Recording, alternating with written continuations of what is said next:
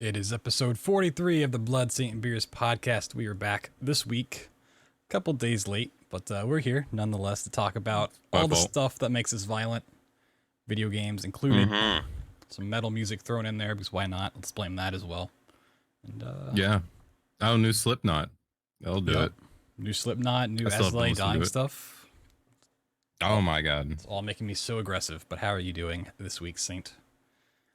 I'm doing pretty good. I had some issues this week. On Mhm. Tuesday, I had no internet. That's the reason we delayed. And then Wednesday, I had some plans. But we are here.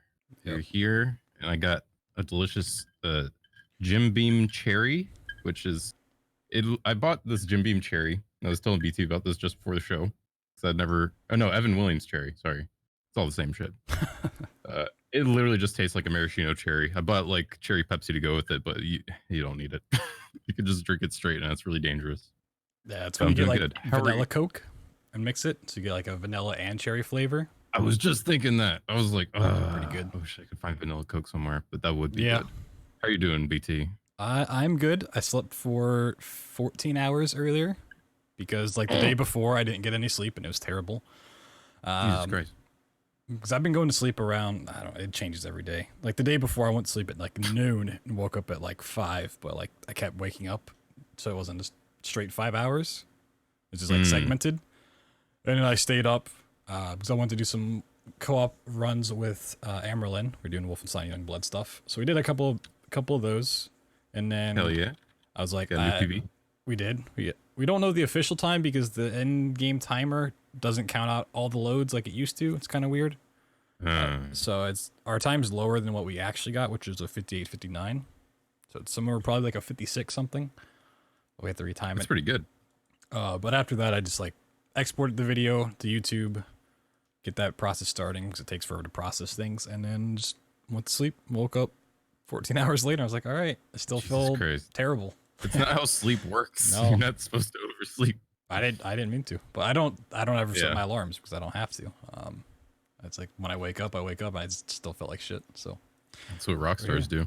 you know, I They need to wake give up me when they want. a Rockstar energy drink. Wake up, maybe. Yeah, we need to get sponsored. All right, we can't say that name anymore until they reach out to us. We can't talk about your whiskey either. Gotta keep that. Oh, I'm gonna shit. have to go back and censor it. It's fine. All right, yeah, we have the editors to do that, right? Mm-hmm. Okay, cool. Yeah. Yeah, I'm gonna let's do hire that. some interns to get the problem out of the way. Speaking of So, hiring yeah. things, something I had to deal with on Monday. So I want to see if you could figure out the problem I was facing. I had to help my dad set up an interview he was doing, but it's not like you go and meet him. They want to do it online, but it was a video interview. That was one way. So he would log into a website. And he had to set up like video and a microphone to record videos on their site that then they took those and just sent them to the company, which is really weird. Huh. So I was helping setting him up because, I have a good camera and lights and microphones and stuff. So I was like, I have this, you can use them instead of going out and buying a shitty webcam and like a The scratchy nicest mic. fucking interview possible. Yeah.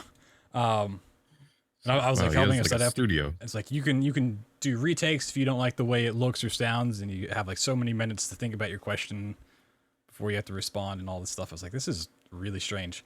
But he had a problem when we were setting up all the lights and stuff that I don't have to face normally, which threw me for a loop because it's like beforehand, it's like, yep, I got everything set up, because I just have stuff here already ready to go. It's fine if you just come in, sit down, and it should be fine. But can you figure out the problem that we faced with him sitting where I'm sitting that I normally wouldn't have to deal with? That I didn't even think about. There's a big green wall behind you. Not that we actually used the green screen. There's guitars. No, I moved There's all Jolly I moved Rancher. all of this stuff. The camera's like straight on him and the wall behind. He's 7 feet tall. No. It was that he wears glasses. And if you put giant Why would that lights be wrong? right in your face, you get Oh. giant glares on your glasses. It's either that or like your entire eye is completely dark because there's no light there. So we were I guess I have noticed that before. we were trying Just, for like an like, hour I and a don't half care. to light his eyes properly without having giant glares in the middle of his glasses as well. It's like I had like lights like super high up in the air pointing down, but then they put like a giant shadow underneath his eye and stuff. It was that's got to be like a big problem for like movie and TV shows. yeah. I tried to do some They research and how to do it, special but glasses. I didn't look too far because I was tired. You're not a lighting professional, and I never need to really know that information because I wear contacts, which is great. Yeah, tell him to wear contacts or take off his glasses. He doesn't need to see the questions. But that's crazy. We were trying everything. I had like a light underneath them trying to go up. I tried pointing it from the ceiling, like diffusing it more. It's just like nothing. A light underneath would just make you look evil as shit. It looked like you were holding a flashlight underneath you. Like telling a ghost story. So here's why you should hire me. Or we could like. So is that the main? Go ahead. Is that the main interview? That might be like the start of the process. I didn't really ask. I don't know the company he was doing it for. That's super weird. Well, that's a fun little thing for you and your dad to do. Like in the process, so I have 4 monitors set up. I need to do a video on my setup because I always talk about it, but it's hard to visualize. Shows your bell station. But I had to like take away all my monitors except for one because we didn't want glares off of this one. And they were like casting shadows because we had to put lights like right in their spot, but because it's behind it, it would kind of clip and put shadows and stuff. So I moved all that stuff, unplugged it all, and I like had to set it all back up Monday night. It was crazy. The whole thing. Yeah. That sounds stressful. It was a bit, but it was kind of fun to mess with. Well, that's nice of you because, I mean, most people are probably just using their laptops with the front-facing camera and whatever shitty mic is on there. So, well, they even like kind of like recommended just use your phone for it. Huh? And I was just like, yeah, that makes sense. I mean, that works, but I don't know. As someone who deals with video and audio on a daily basis, like that hurts to see. I get it because it's just for people interviewing for a job and they don't need the equipment, but no, man, the extra quality of the recording will push him above all the others. Be like, wow, we'll be like, wow, he is overqualified. He looks like a professional streamer on twitch.tv. He streams on Twitch.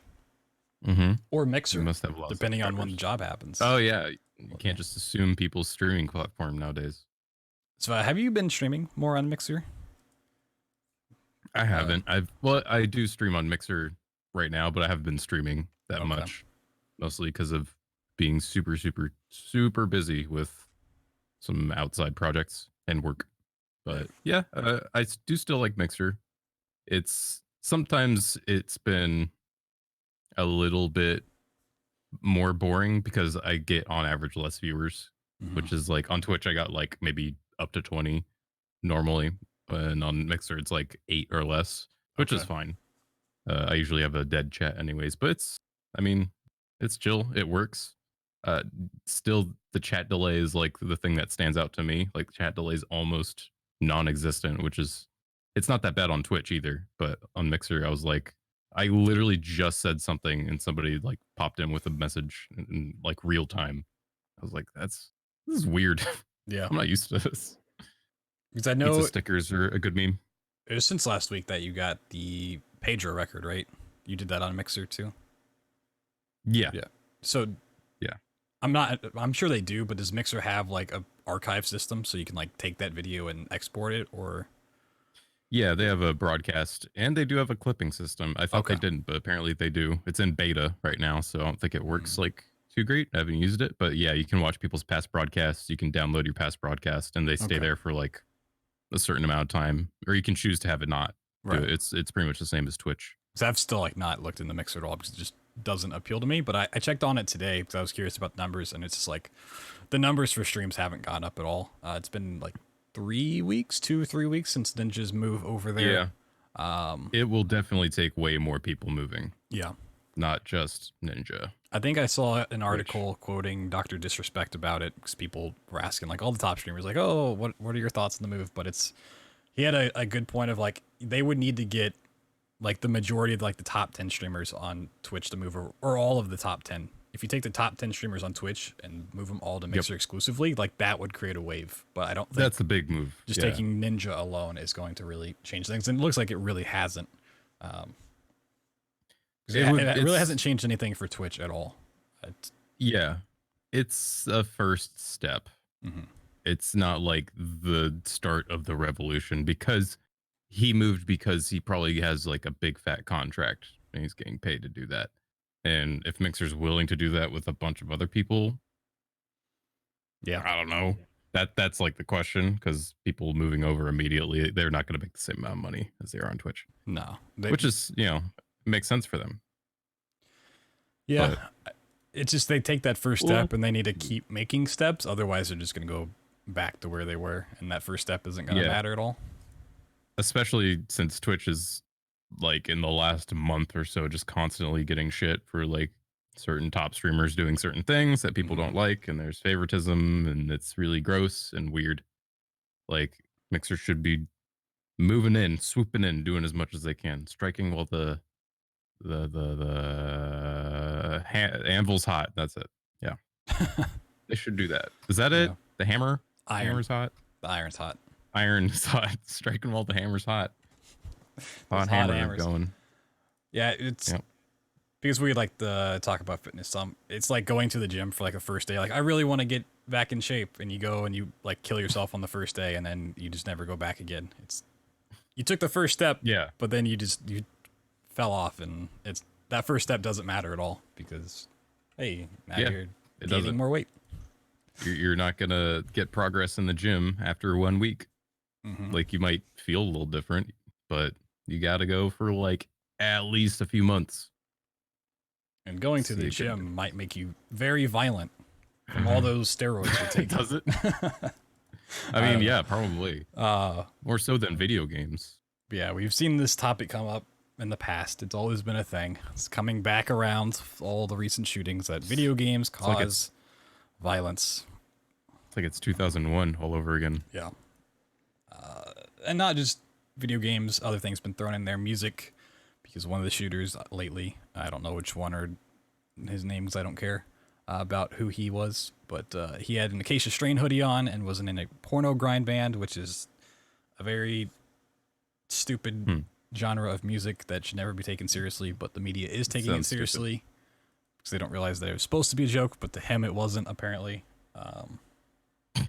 It's serious. It sucks to see things I love thrown in there. Like, I listen to metal music day in and day out. I play video games day in and day out, and I don't hurt anybody, not intentionally.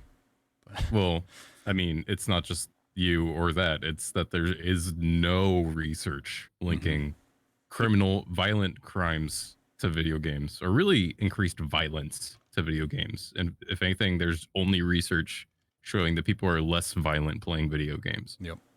And I've seen some bullshit articles around. I saw one research thing done. I can't remember who did it or what university did it, but they were like, actually, kids in schools were twice as likely to get into fights during high school if they also play video games. And it's like, what does that mean? Yep. Everybody plays every kid plays video games, and people get in fights. I don't know. It was a really dumb article, but they were like, but there's still nothing linking video games to crimes or violent crimes. It's one of those things like if you breathe air, you're more likely to fight. Like, it's like, what are you talking about? Like, it's clearly not the root issue with mass shootings. The fact is, I can go down the street and get a good gun for like nothing. I got a few $100. I can go get an AR-15. No problemo. You can go to Walmart and buy a gun, but you can't buy video games. Oh my God. Well, you can buy video games. They've just taken down the displays for video games. They don't want to advertise the fact that they sell video games. But you can go in and buy a gun, which is way worse in any conceivable way than selling video games off. But that's business for you. They're like, oh no, something scary in the news is happening. Let's take away stuff that, I don't know. It's dumb. It's dumb. Fuck you, Walmart. Letters brings up fuck Walmart. Let's go to Target. Letters brings up an interesting point. is getting a degree in the field in this type of research that we're talking about. The NIH, I don't know what that is, who funds most U.S. research, won't fund research on gun violence because politics, and that's iffy. That's weird. That makes sense. But National Institute of Health, thank you. Things that want I guess funding that don't makes want sense. any political basing, because then when like the side they're going Yeah. against is in position, and they're not going to get the funding they need, which is really stupid. But You become affiliated with a certain political side, which is dumb because that research is probably really, really, really fucking important. yeah, it's like any environmental agency that's dealt with climate change has got no funding because Trump doesn't believe in it. And let's just get off the politics, because it's a dark road. But Yeah, we're not going to politically, get too political here. video games do not cause violence. Let's throw that out But there. our president has said at least twice now that video games have caused a mass shooting immediately following a mass shooting. Yeah. And that's not good. That's a problem. You shouldn't be saying that. Nobody should be saying that. Oh. Also, a little thing that popped up, which I thought was absolutely stupid, based around this whole thing, is ESPN and ABC, who owns ESPN, we're not going to broadcast like the highlights of the Apex Legends tournament that happened last weekend or something like that. It was supposed to air on ESPN, but they're delaying it by 1 month out of respect for the victims of the shooting. That's fucking stupid. Because if you're gonna show it anyways, that doesn't change anything. Like, out of respect, what do you mean? It's not a real gun. Yeah, I don't know. Apex doesn't have real what's an ability in Apex? I can't. The jump bumper that Octane has. Is that right? That's not in real life. Jumping pad, yeah. What, I don't know what Jumping it's called. pad. I don't know Out what of ability. respect, we're not going to show the jumping pad being used because there's a mass shooting. People are going to be offended. Yeah. Because you can go down to Walmart and get a jumping pad. You can get a trampoline. It's all dumb. Yeah. Because it's not real. It's not a real gun. I just saw it The pop up and it's Spitfire like, isn't real. the more, I mean, once again, it's a business trying to just look out for itself. I mean, it is. It's just, They're just stupid. feeding the fire. Decision. Like, oh, video games cause violence, so we're going to take this video game away. Yeah. Recognizing that maybe there's some validity in that statement. And it's just They're like, giving weight to it out of nowhere. And it's just like, oh, Trump said it. So, we're going to do this now. It's like, what? He just says whatever he wants. There's no research on that. luckily, And he doesn't care. some people in the like community have spoken out against it. Like, I think it was one of the guys from 2K, maybe, who came out and basically said there's no weight to any of these statements. Video games don't cause violence. Shoutouts to 2K. I wish they would make better basketball games. I don't remember if it is 2K or not, but I'm pretty sure it Okay. was. Well, that's nice. I mean, I think Yeah, there was a big Take-Two CEO who basically said it's disgraceful to pin the violence on video games. Okay. I mean, pretty much all of Twitter, at least, rose up in unity saying this is dumb bullshit. There was a few hashtags going around, especially when Walmart took down all of their fucking games except for like Mario Kart and like something else. Which, if you want to break it down, that's still violent. You're throwing shells. I think if you're gonna make any video game like have that presence of just causing anger and violence, Mario Kart's one of the top ones that would do that. Mario Kart and Mario Party Yep. are like very anger inducing, more so than like Apex. Like, I've gotten more mad at Mario Party in my life, but I didn't go and murder somebody.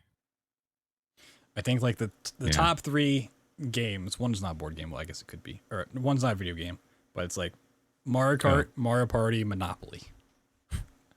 Monopoly sucks. What a shitty game. See, he's already angry. Yeah, I'm gonna got go him. do something. Yeah, Monopoly, man, what a bad game.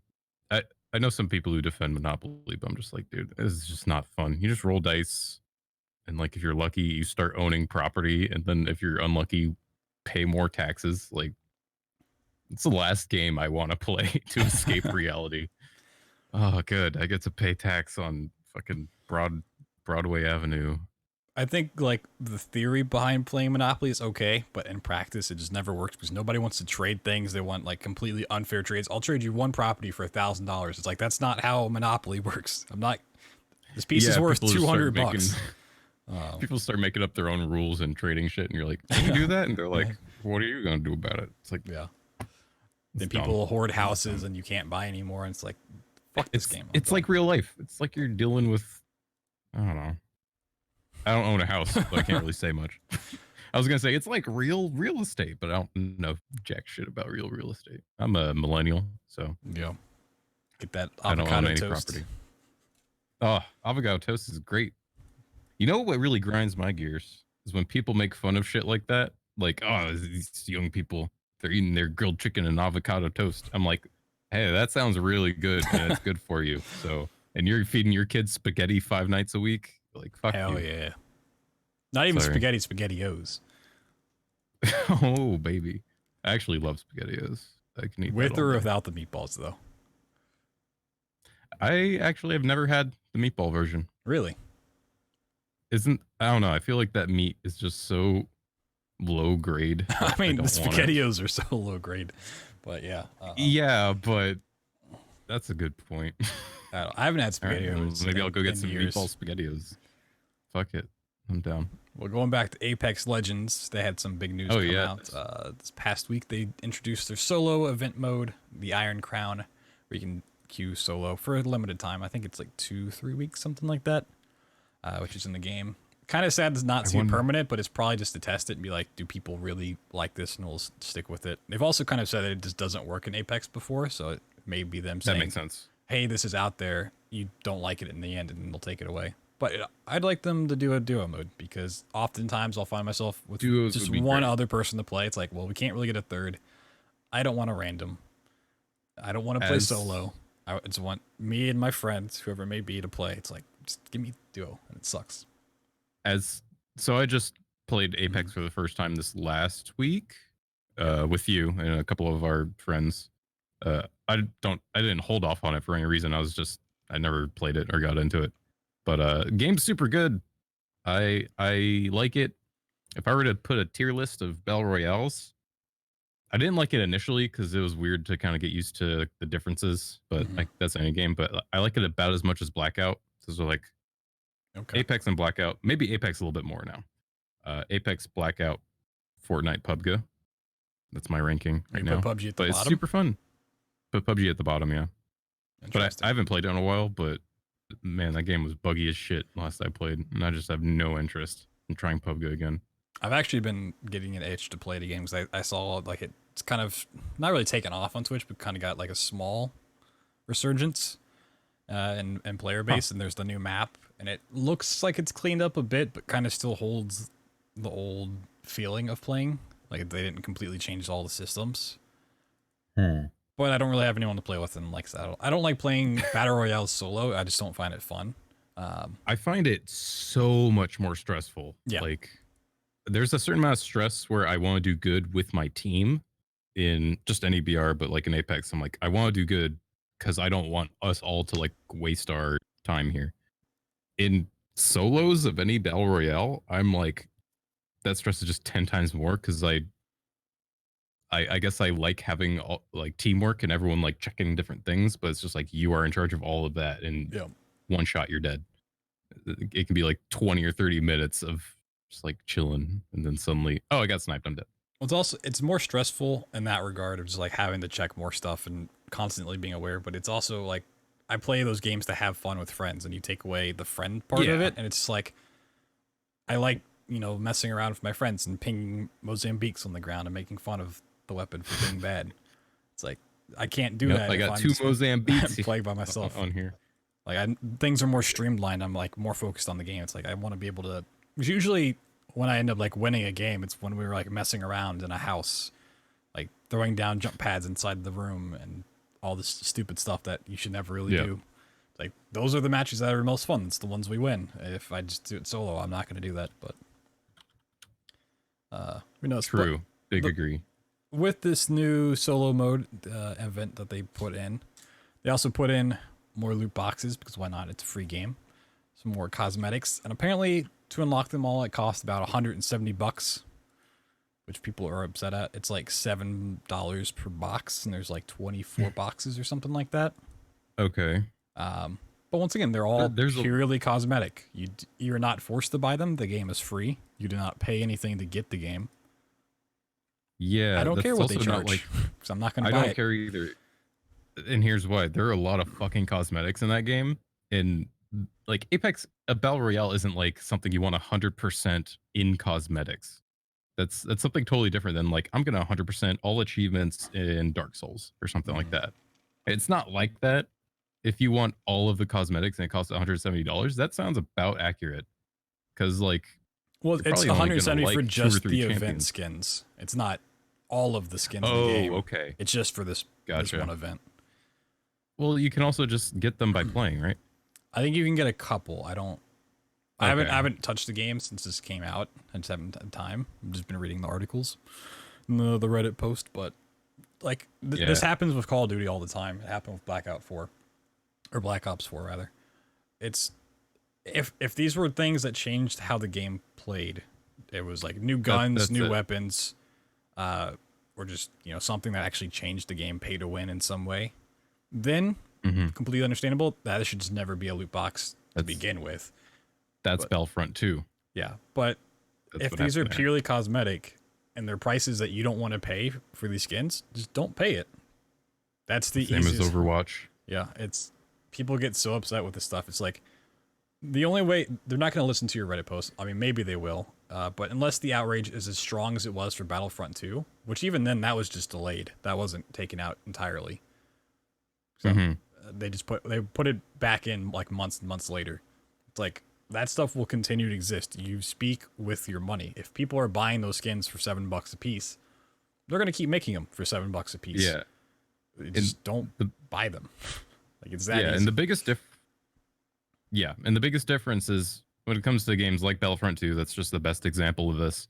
Their system locked heroes that you could actually play as, Hmm. which was part of the gameplay. Like I couldn't play fucking Darth Vader unless I played for 100 hours or I paid for it. And then when you unlocked Darth Vader, he was a completely like these heroes that you unlocked were completely gimped unless you played another like 2 months of gameplay of grinding, or you just paid a little bit more to unlock Well, it. And that's where people were like, fuck that. Why can't I just play as the heroes that are right there in the game? They just have a lock on them, and you're like, it's unrealistic to unlock it with real time because I work a goddamn day job and you want me to pay extra. But with cosmetics, it's just like, okay, you could make Bloodhound look like a plague doctor. That's kind of cool. You could get it luckily, or you could unlock it over like maybe like a week or two of gameplay, or you could pay and get some loot boxes. And it's like, yeah, so, it's cosmetic.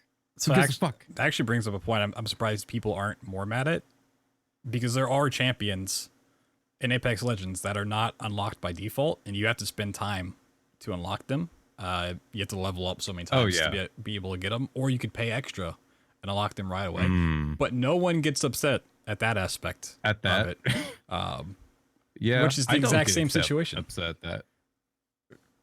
Yeah, I saw those heroes and I was like, it's mostly because I don't really want to play those heroes. That's the only reason I didn't get upset with it. Because I like the heroes you get by default. Yeah, I But I'm mean, like halfway to unlocking one hero, and I've been I've playing for less than a week. I'm like level 75, and I have 3 out of the 4 heroes unlocked, like really close to the fourth. But at the same time, it's like that's the same situation of I've put in I don't over 100 hours, maybe close to 200, and I don't have all these characters, but I could just pay a little more. But people Mm, aren't upset about that when they introduced like Octane with season 2 coming out. It's like no one was upset. They're like, oh, I got to play a new hero. That's perfectly fine. But you put in cosmetics that have no bearance on the game at all, and mm. they lose their mind. They just freak out.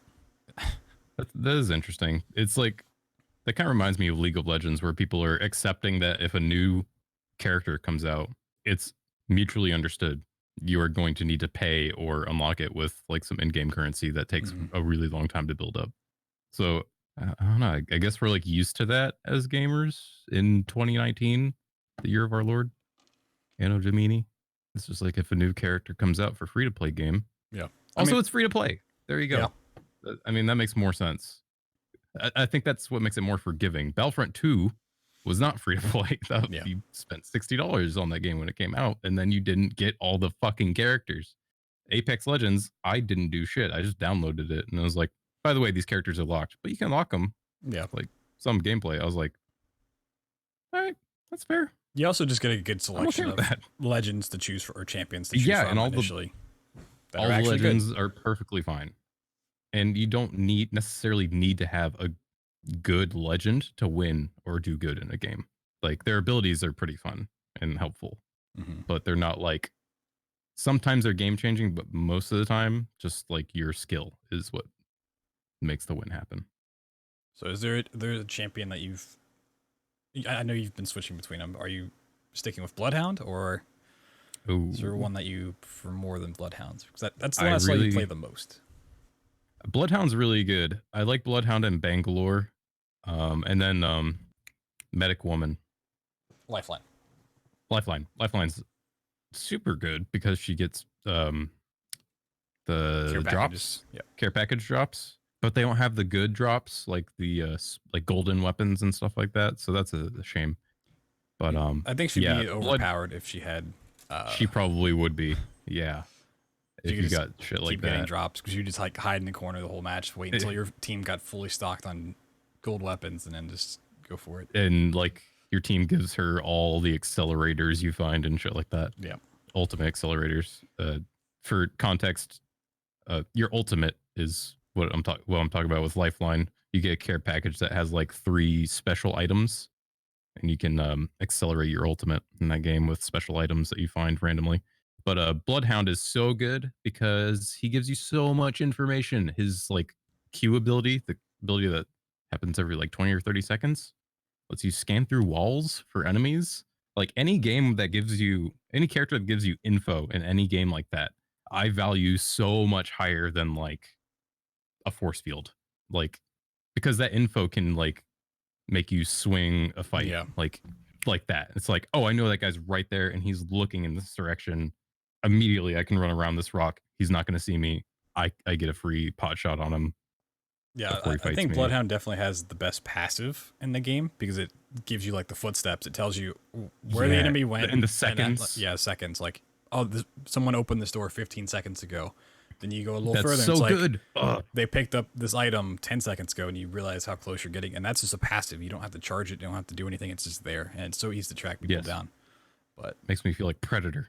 that's why I like Wraith. I used to play Bangalore like exclusively, just because I liked her ability to push. She can throw down smoke to revive teammates and stuff. Oh yeah, smokes are so good. I really like that, but I've been trying to switch over to Wraith because her passive is if someone aims at her, like looks down a sight or just is going to shoot, you get a little warning saying, hey, there's someone aiming at you, and you can tell your teammate with the ping system. That's insanely good too. So if like you're running through a field and someone looks at you, it's like, oh, okay, I need to find cover because someone's about to start shooting.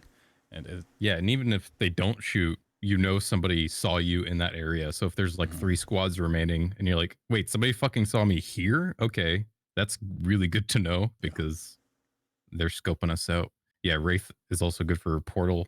I'd say Wraith she seems high tier. yeah, She seems really a lot good. of the top tier pros will use Wraith because you can also use her quick ability to get out of situations. If you're getting shot, Yeah, you just goes in run away. invulnerable. Yeah, you can also outrun the circle. Like if you're in the circle and you're taking damage, you can use the quick ability to avoid that. So you can like run in and out and kind of like pick up a teammate and then run back in. Also, the portal Yeah. ability really helps like teammates. Bangalore is pretty much like a solo aggressive character, whereas Wraith is like you can be aggressive, but you can bring your whole team with you and just put a portal right behind the enemy. Yeah, I think a good Wraith on any team is so good, like more so than most other champions. When it comes to solo modes, I wonder if people are going to gravitate towards 1 or 2 or like a few champs, because I could see like Bangalore or Shield Man. What the fuck is his Gibraltar. name? Gibraltar. I can't remember the name. But like Gibraltar and like Bangalore, I could see being ridiculously good in solos. Yeah. Because of Gibraltar's shield and Bangalore's like smokes and Mhm. just like weird shit like that. But maybe that's my noob brain. There's probably some like 200 IQ champion. I mean, Wraith Octane. is still good because she can use the quick ability to get out of fire if need be. That's true. I I think characters maybe like Watson, who's one of the legendaries that you unlock, would be. Oh, Well, that's maybe right. no, I don't know. Because each of them you can kind of play solo and do well. It's just more. Yeah, I'm just wondering if there's one ability that's just so good for specifically solos, because the game's balanced for teams. Yeah, So that something's going to be there's whack. like a lot of champions that are good solo but better in a team setting, and it's like usually it's finding out which ones work together the best. Usually I have like a Wraith, the Bloodhound, and like a Lifeline or something like that. Uh, I really want to play Apex right now. Bloodhounds would be maybe one of the better solos because you have all that tracking information, and since you have to cover more area of like I have to scan over here and look that way, it's like you can kind of track your enemies better. Yeah. And not have to worry about if someone's coming up behind you because you can just figure it out. Yeah. I think Rafe's passive of like someone spotting you as well is super useful in that situation. That's a big deal. That's super good. Yeah. I think those two will probably be the biggest. Maybe Bangalore third. I don't know about like Lifeline or something like that. She's very team focused champion. Because her passive is getting up a teammate faster with a shield, and it's like, so you never really get to use your passive. Mm-hmm. I want to play Apex really bad right now. So if you want to play after, okay, I'm down. Well, we'll do an after podcast special this week. An after party. Okay, yeah, there you go. But yeah, it's going on our Patreon exclusively. It's $50 a month to watch our Apex. Holy shit, we have a Patreon? No. Wait, I bet after this we just will. holding out. All right, it'll fund our liquor, or Evan Williams cherry. There we go. Our censored brand here, cherry whiskey. Our cherry whiskey. I'm just gonna put like a piece of paper over it that just has like 2 X's on it, like cartoons. Well, I got my whiskey here. There's something that skull on it. Took me back at QuakeCon, going back like a couple weeks here. Is when we were on the stage. They gave us water bottles and stuff before the broadcast started, and I looked over and I saw Ketchup like peeling off the logo on the water. I was like, oh yeah, that's probably something they have to do here because it's legit broadcast and stuff, and they don't have the rights to that company. Because like that makes sense. GDQ, you go and it's like that's never really an issue. You can't have anything. Yeah, and they have sponsored by Red Bull, so if you have a Red Bull, it's perfectly fine. But it's like, oh yeah, it's a weird thing. That's weird though, because a runner can just wear whatever shirt they want. I'm sure somebody's worn like a. Yeah, they did it. I mean, I've worn an Arizona T-shirt during my Hitman run. They did tell us specifically, like, make sure you wear a Doom shirt, and we can have like some on standby if you didn't bring one. Like, just that's. Oh man, that would have been a free shirt.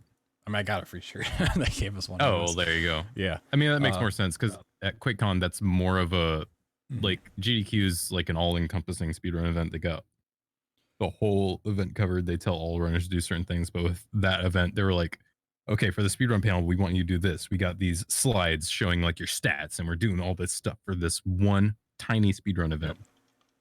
That still like blows me away how like cool some of that production value was and how much thought they put into it. Well, I also talked to like a GDQ stream. I also talked with some of the people putting it on about like GDQ stuff. Like they're just kind of curious about how it worked. It's like I'm sure they don't have all the rights to all those games, like because at QuakeCon they had the rights because it's the company putting on. But it's like realistically, GDQ could get in some trouble because they don't have licenses to stream all these games, and they're putting on this big event and stuff. It's like, but it's a charity event, but it's a charity. Yeah. So you're not going to do shit, developers, whoever. You don't want to be the one dev who's just like, you can't stream my game because fuck you. I mean, technically, every single dev on any like YouTube or Twitch, they have the rights to DMC take down someone. Firewatch did that with PewDiePie. That was like the big standout where it reminded people, yes, devs don't have to let you do that. Nintendo Toby does Fox did that. Yep, Nintendo does it, and it's God. That's so weird to like be reminded of that. Like at any moment. Yep. If a dev or publisher doesn't like you, they can be like, "What are you doing? No, take them down." They can do it with like anything on Twitch. Scope. Like any game streamed on Twitch, they could do the same thing. They just don't because they know it's not a smart move. Think about that. The foundations of streaming or putting content online for video games is not on a solid like ground. What was that? What was that one company that said you can only stream like so much of our game on Twitch because we want the ending to not be spoiled for people? Persona? What was it? Persona? I couldn't remember. Persona 5? There's a certain point in Persona 5 There's that like you they can't didn't stream want past. spoiled. And they actively banned people. Yeah, from that's Persona crazy. 5. I'm kind of. It is crazy. I feel like that could have become more of a thing with devs. Like, you can stream 80% of our game, but once you get to this point, we want the ending to be spoiler free for people, so it encourages people to go and play it on their own and stuff. Most devs are just like, I don't care. They And also got a lot of discourages blowback streamers. for it. Yeah. And people like did it anyways and got banned and stuff. Yeah. It's like, I kind of get that. Like, I don't fully support it, but I'm thinking of like, so I haven't played Persona 5, but I've played Metal Gear Solid 2. And back when Metal Gear Solid 2 was coming out, and for those who don't know, Metal Gear Solid 2, you play as Snake for like the first hour or so, and then you start playing as Raiden for like the rest of the game. And that was completely hidden before Metal Gear Solid 2 came out. So Metal Gear Solid, big hit. Everyone was looking forward to Metal Gear Solid 2. It looked fucking amazing. The demo was amazing where you just played as Snake on that first tanker level. And it was a completely hidden thing that you were going to play as this Raiden character who was like this complainy kind of Luke Skywalker type character. You weren't Snake. A lot of people were upset about it, but like in retrospect, it was like genius. If that was now, like people would know you were playing as Raiden before the game came out. Oh, People yeah. would stream it and like, oh, apparently you don't play as Snake. Oh, It's like Metal Gear Solid removed Snake. You play as this fucking idiot. Like, oh, sorry, spoilers. Yeah, statute of limitations is up. But like, I can see that for Persona 5. They're like, there is this point in the game we don't want everyone to know about. That can't happen nowadays. Like back then, it could happen when Metal Gear Solid 2 came out, and then it was crazy when it happened. I wish I played it back then, but yeah, I can see both sides with the dev being like, we want this moment to be experienced with no knowledge of it, like being a thing. yeah. Creative process, stuff like that. Even like Easter eggs and stuff like that used to be a big thing. Like as a kid growing up, you like the most talked about one was like, oh, you can go in Pokemon, you can go visit this truck and there's Mewtwo under it, and like, or Mew or whatever it was. Or like how to get missing No and whether that's actually in the game or not. And it's like all these little things being found. It's like one of the most recent ones I saw is Wolfenstein Youngblood. There's an Easter egg for Dishonored. There's a like Dishonored Outsider rune in one of the levels, which I thought was really cool to throw in because Arcane Studios helped worked on the game. But it's like the day after the game came out, it's like every news site was like, check out this hidden Easter egg in Wolfenstein do this and how to get it and all this stuff. It's like that mystery is going to be gone because of the internet, and that's, I don't know if it's a good or bad thing. It's just the way it is. But you can't do big reveals that are shocking and has this crazy effect on people, because you're gonna wake up in the morning, look at Twitter, and be, oh, hashtag trending, this game did this. And you'd be like, the fuck is going on? And you're getting like misinformation on a bunch of shit, and it's spoiled for you. That's why we need so you to don't even realize you're create a news website, a gaming news website that reports false Easter eggs and spoilers in games. So you don't trust anyone. Yeah, just like they'll just make everyone pissed. Get all these trending games like, oh, guess who you can play as in Devil May Cry 5? It's Bayonetta, and it's like that's not true at all. Basically, like the Onion for video games that come out. I want to see a developer just completely ban anyone streaming their game. I guess that's Nintendo. Yeah. I guess that already exists. Never mind. Well, and Breath of the Wild 2 will come out and Nintendo will be like, nobody stream it. There's a serious big spoiler in the first 10 minutes. Then the opening cutscene. Yes. You seriously can't show that you're going to play as only Zelda and Link's fucking dead. Yeah. I mean, it goes the same for movies too. Like that's a huge thing, which is why when Avengers Endgame came out, that like the fact that like nothing was spoiled or like really leaked, even like a couple days afterward, like no one was really like, hey, I just saw the movie, but I don't want to talk about it because I want you to go and see it. Like that's when those movements happen. It's like really cool. It's like just don't spoil it for anybody. Unfortunately, I it's not think really the same for games because people make a business and a livelihood from putting this out there. So it's like, well, I yeah, want to play this game, but I'm going to play it offline and then put it up 5 days from now. It's like, no, it's the first one who gets it up. It's going to get the views. So they're doing it as much as they can. yeah. With like Avengers, I think it was more like people were excited that a certain spoiler happened and weren't mad about it. So they're like, oh, I don't want to tell anyone. I want somebody to experience this the way I experienced it. I think that's like the sweet spot for something like that. It's like, don't be hush hush about it because it's super cool. Mm-hmm. Don't be a dick. But there's always going to be a dick. Well, if you upload your gameplay to YouTube, there's some new copyright changes that may help you. Although these probably don't help in terms of video games. They, the YouTube team put out a tweet today and just kind of information. They are following through with their promise of putting out more information about copyright changes and all that stuff. So as of, I guess, today, in effect, they did say it's not retroactive. So things that you've had to deal with in the past aren't going to be underneath this, like any copyright claims. But it stops copyright owners who make manual claims on your video from making money off of short song clips. The example was like 5 seconds. I'm sure it's maybe 10 is generally like the rule of thumb.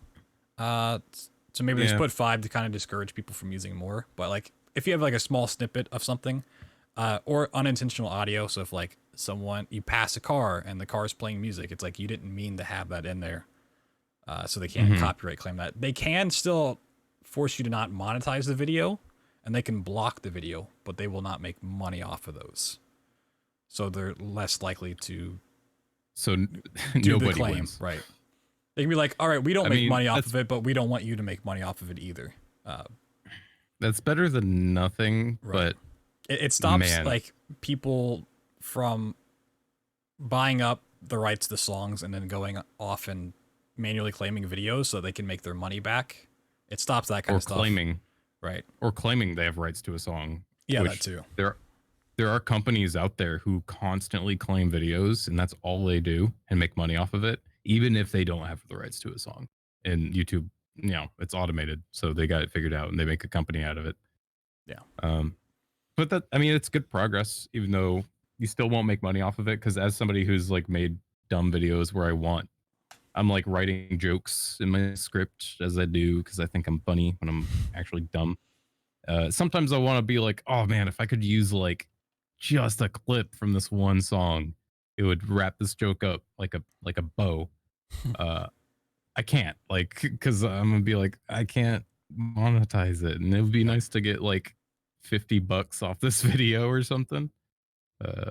Yeah, It's like, but it's nice that somebody else 2-second joke worth $50 to you? It's like, exactly. Yeah, it's like sometimes like I want to play this song, but like I need the whole line to play, but then suddenly someone else is making money on my video, and then it might blow up to like 300,000 views, and that $500 goes to someone else. Yeah, and it encourages them to keep doing it because they made 500 yeah, and bucks. Then they make companies that do that. Yeah, it's not fun. So good on you, YouTube. You're doing more things. If this was retroactive, I just put up a video yesterday of playing through Silver Chains, which is a horror game. A very, very weird game. But I just uploaded that yesterday from Twitch, and there's like 2 parts that have music from a third-party site. Because it was like a 4-person studio, so obviously they used outside music. And then like there's 2 parts like that got 10 seconds of copywritten music, and it's like that sucks because I can't monetize that video that's like 3 hours long. But it's like I realize it's not gonna be a high viewed video since it's a playthrough. It's not one of my speedruns, so it's like I don't really care if it's not monetized, but it would stop that third-party company from getting the rights to the monetization on that video if it did happen to blow up or something. Do you I want to hear your answer on this. As a speedrunner, do you turn the music down for your like super like world record attempts for games? If it's in-game music, no, because generally if that stuff gets striked, I just reach out to the devs and like, hey, can you do something about this? Like a lot, like anything published by Bethesda, Wolfenstein, Prey, all that stuff they've been super cool about. It's like, yeah, it's fine. Like someone copy struck or claimed one of my Prey speedruns because someone had taken the intro music to Prey, did a rap over it, and Oh then my god, I remember this. like use that as like, hey, this is my song. You can't use that. It's like, well, you stole the song and rapped over it, so Yeah. you can't make the claim. And then I got Fucking like Mick Gordon and Bethesda's team to just go after him and basically good. strike Fuck his that stuff guy. instead. So that stuff, no, but like I'll put a bigger buffer between my intro music for my streams and when I stream, so it like doesn't get muted and stuff, or like Mhm. that, stuff I don't actually own the rights to or have any say on. So I can't reach out to a music publisher and be like, hey, is it okay if I use this song by Slipknot in my video? They're gonna be like, no, you have to pay us $20,000 or something. Sold. Yeah. Yeah, I guess it depends on the game. If I was doing something like GTA where it has those tracks, they don't have the rights to it and stuff.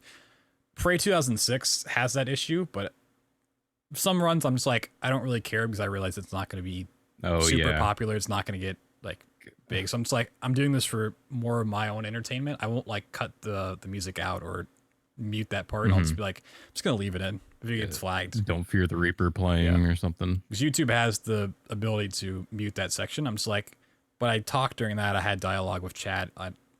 That's entertainment I don't want to mute. So it's like, I'll just leave it not monetized and leave the song in there. Fuck it.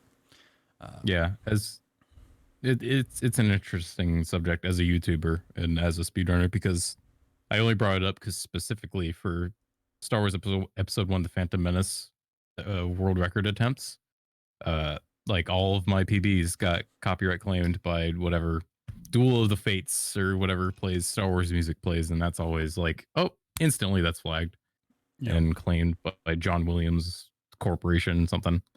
So like for all those attempts, I just played without music. And I was like, well, this is fucking boring, but like there's no way I'm monetizing this. Like if I want to do my commentary over the run, which is what I did, because I like doing commentated runs. Yeah, it's like something I always look for. I'm like, can I turn down the music? Even in my friend Pedro, because in my friend Pedro, a lot of the tracks are made by like just some artist, and they like commissioned it or like added it in, so that gets monetized too. And even though I like the music in that, I'm just like, kind of fuck that, and I turn the music off for PB attempts. Yeah, I mean that's why it's weird. Going back months when we had Johnny McBee from the Browning on the podcast, it's like I know him because I reached out to get a song commissioned, which I use for my streams because that is my alerts, which is really good because I wanted like heavy metal music that wasn't royalty free from a site that everyone uses for their videos. It's like I wanted stuff that actually sounded good and fit, but I didn't want like during a run if I had used some clip from a song, it's like that could be struck at any moment. And, like there goes all my videos ever. It's like I wanted to. Yeah, and that's a good way to do it. That commissioned song is good shit. Holy moly! Like, oh, it's such good quality. Man, I just want to talk about that Prey intro 2006. It's like one of the greatest intros to a video game of all time. Yeah, it's so fucking crazy and good. Like from the bar to the ship, even with the "Don't Fear the Reaper" starting playing. Oh like, yeah, that's so great. Well, it's so good. There's parts in the bar that are super outdated. That feel really weird playing through. But like the music in the background, it has karaoke and you can change it. It's awesome. I usually like crank the music up on that, and then "Don't Fear the Reaper" comes on, and the aliens start abducting you and everything. It's like, it's scary. It's so good. It is so good. And then it's just like you go straight into like a technical death metal music video. Yeah, on a spaceship. You basically go to like the Half-Life 2 ending where you're like just going on the conveyor belt riding through. It's like that's the exact opening of Prey. It's you're trapped in a spot and they're giving you some exposition through cutscenes. And you're just going through. All I could think about. I don't know if you've ever listened to the Faceless. That's like one of my favorite bands ever. Planetary Duality, that album, which is all about aliens have come and they are harvesting all of humans on Earth. Like, I just wanted to play that while I watched that whole segment. I was like, this is the best thing ever. Oh, I love this.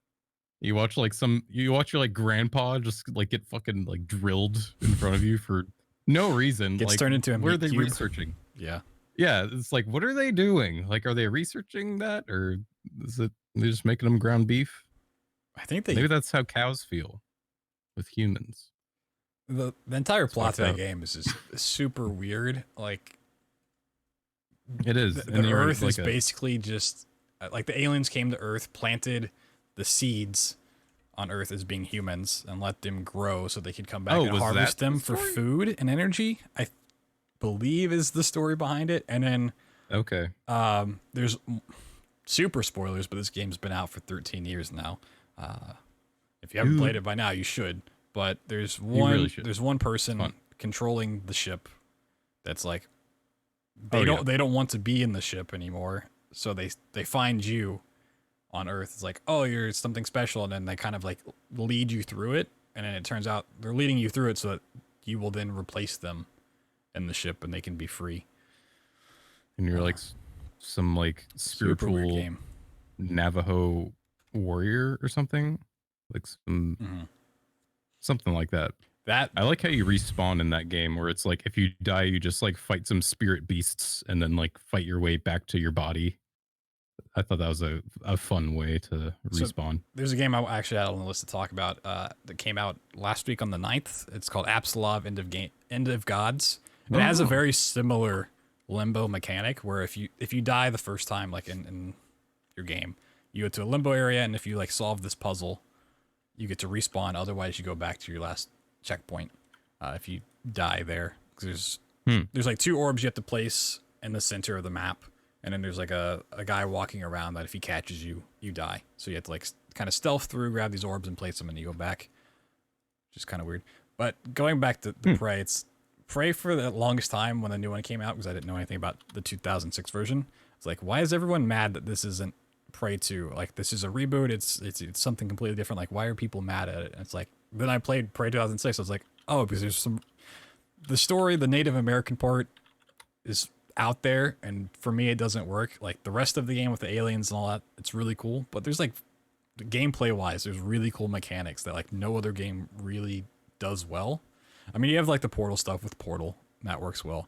But there's like reverse gravity, and you're like walking on walls, and like flying through the air and doing all this crazy stuff. And it has a gun that essentially is a sneeze gun, where you get to sneeze on enemies and they die. A sneeze? Yeah, it's like the shotgun that shoots like the green goo. Oh, And it sounds like you're sneezing, and then it's like this green mucus comes out and kills the enemies. huh? You have to go Gotta back. play this game. Yeah. I can see why people are upset. And apparently, like the past couple days, some leaked audio from something kind of was talking about the actual Prey 2 that was supposed to come out. Because there's videos and stuff out there about like kind of what the game was going to be, but there's some new information on what it was supposed to be that came out. I still haven't watched the videos. I've been meaning to, but I'm avoiding doing that because then I'll just be sad that we didn't get Prey 2. And I don't want to. It was like ready to come out at some point, right? Yeah, and then some backdoor dealing happened. stuff down the rabbit hole. That's that we talked about. Absiolov, End of Gods, a future Viking horror. Yeah, so it's a game that came out, like I said, on the 9th, so it's been a couple days. It was made by Angry Demon Studios, who are pretty cool people. Talk about them in a second. But like their core dev team is like 5 people, so it's like super impressive what they did with this game. Like it's all about Norse mythology, like pretty directly, but it's set in the future with this futuristic company that kind of set out to like harvest and take advantage of Norse mythology. Like they use, that's a spoiler giveaway. They use some things that you may recognize as like their power source, and like you find early on like shields of the Valkyrie, and they talk about, you know, what Valkyrie were and all these cool creatures. Runs on like, AA batteries. The plot itself, you know, deals with creatures and characters from Norse mythology, so it's really cool if you're into that. That's super neat. But it like plays sci-fi Norse. It's very much like a Soma type game, where it's not very puzzle heavy. It's not. There is some puzzle elements there. They just don't ever really go in depth, which I think, you know, maybe if they had more time or more people working on it, they could have went down that path and it would have been super cool. But like if you're looking for a Soma type game, sort of Alien Isolation esque, like definitely pick this up. And the devs are super cool. I've actually been trying to speedrun this game because I found an out of bounds in my casual playthrough that sort of works. And I tweeted at the devs and stuff. And during my last run, which got world record, was 1:40:10. Like 3 or 4 of them were in chat, like, wow, as I was doing it. And I'm like, after that, I was like, I'm gonna take some time to explore this out of bounds, see if we can take it further. And like, they were watching me break their game and being super cool about it. And like, I would ask them technical answers, like, you know, how does this map load in? And they would give me answers and stuff. I was like, that's super awesome. That's like fucking awesome. Holy shit. It was a really surreal experience because I'm like, I want to break this game, but I don't want to sound that excited that I'm breaking their game because most devs, I mean, most devs are super cool about it, but it's still like their work that they've been they spent years on, and they're putting it, like, this game came out like last week. So it's something brand new, like they're putting out, and they want people to have fun with it. And I'm sitting there like, hey, I'm breaking all the stuff you worked on. But yeah, they said like they want to keep the speedrunning stuff in there. So if they ever patch something out, like, just to let them know, and they'll like put it back in, which is cool. Yeah, that's really cool. It sounds like, unless something is like something a casual player would run into that's game breaking, that they should fix that. But if that, I like that they were in there, like, watching it and being like, wow, that's fucked. All right. And I'm getting kind of a, I was just gonna say, I'm getting kind of a Hellblade vibe from this game with like the Viking stuff, mixing it with like other things. It looks really cool, this game. I remember you talking about this having an uncontested record, and I was like, I've never heard or seen of this game. Yeah, it's so weird because like so many people come in, like they comment on the videos and stuff or come in chat. They're like, oh, how long have you been running this game? I've never heard it. I was like, oh, this game came out last week. Like, so many times that happens. Like, a lot of times they'll pick up a run and people don't even like blink an eye. They're just like, oh, that's cool. But this, I mean, it does. Like, looks like a game that could have been like a random horror indie game that came out in the last 6 years. That's why it's like, when you think about it, like looking at that, it's like, that looks like a really good game. And like the core dev team is 5 people. Like, that's absolutely insane. That's another thing that reminds me of like Hellblade. Like, Hellblade's aesthetic, or like their goal, was to make a AAA game for a lot cheaper and with a smaller team. And this game looks really good for that size of a team, which is impressive. Yeah, very cool. I might play this game. It's definitely, I think, something to pick up. It's only $20 as well. There you go. It took me about like 4 hours casually. I don't think it'd take much longer than that because, like I said, there's not really too much puzzle elements, like stuff you have to figure out. There is sort of combat stuff, but you can kind of avoid. You can either like stealthy, or you can kind of like face enemies in a certain way. There are certain parts that definitely feel walking simulator-esque, like you're just kind of going through experiencing stuff, but ultimately it's still a fun time. There's also a lot of like hidden stuff if you play it once and go back through. Like, the replayability really isn't there. There's New Game Plus, which I don't know how much that changes, but there's some interesting clues they leave at the beginning. Like, once you know what happens, like, oh, okay, I sort of get it. So running back through the speedruns, like, that's kind of a cool little nod left in there.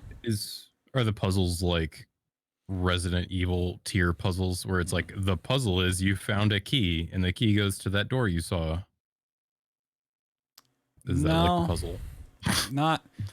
Resident Evil puzzles are real dog shit easy. So, like I said, it's more Soma levels where it's like you kind of you have to. There's things where you have to like pick up the, like you said, it's a key or it's a security clearance. Like, you need this security clearance to get through these certain doors.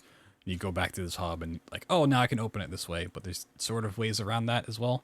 Because I don't really want to get into the actual mechanic, because I just want people to play it instead.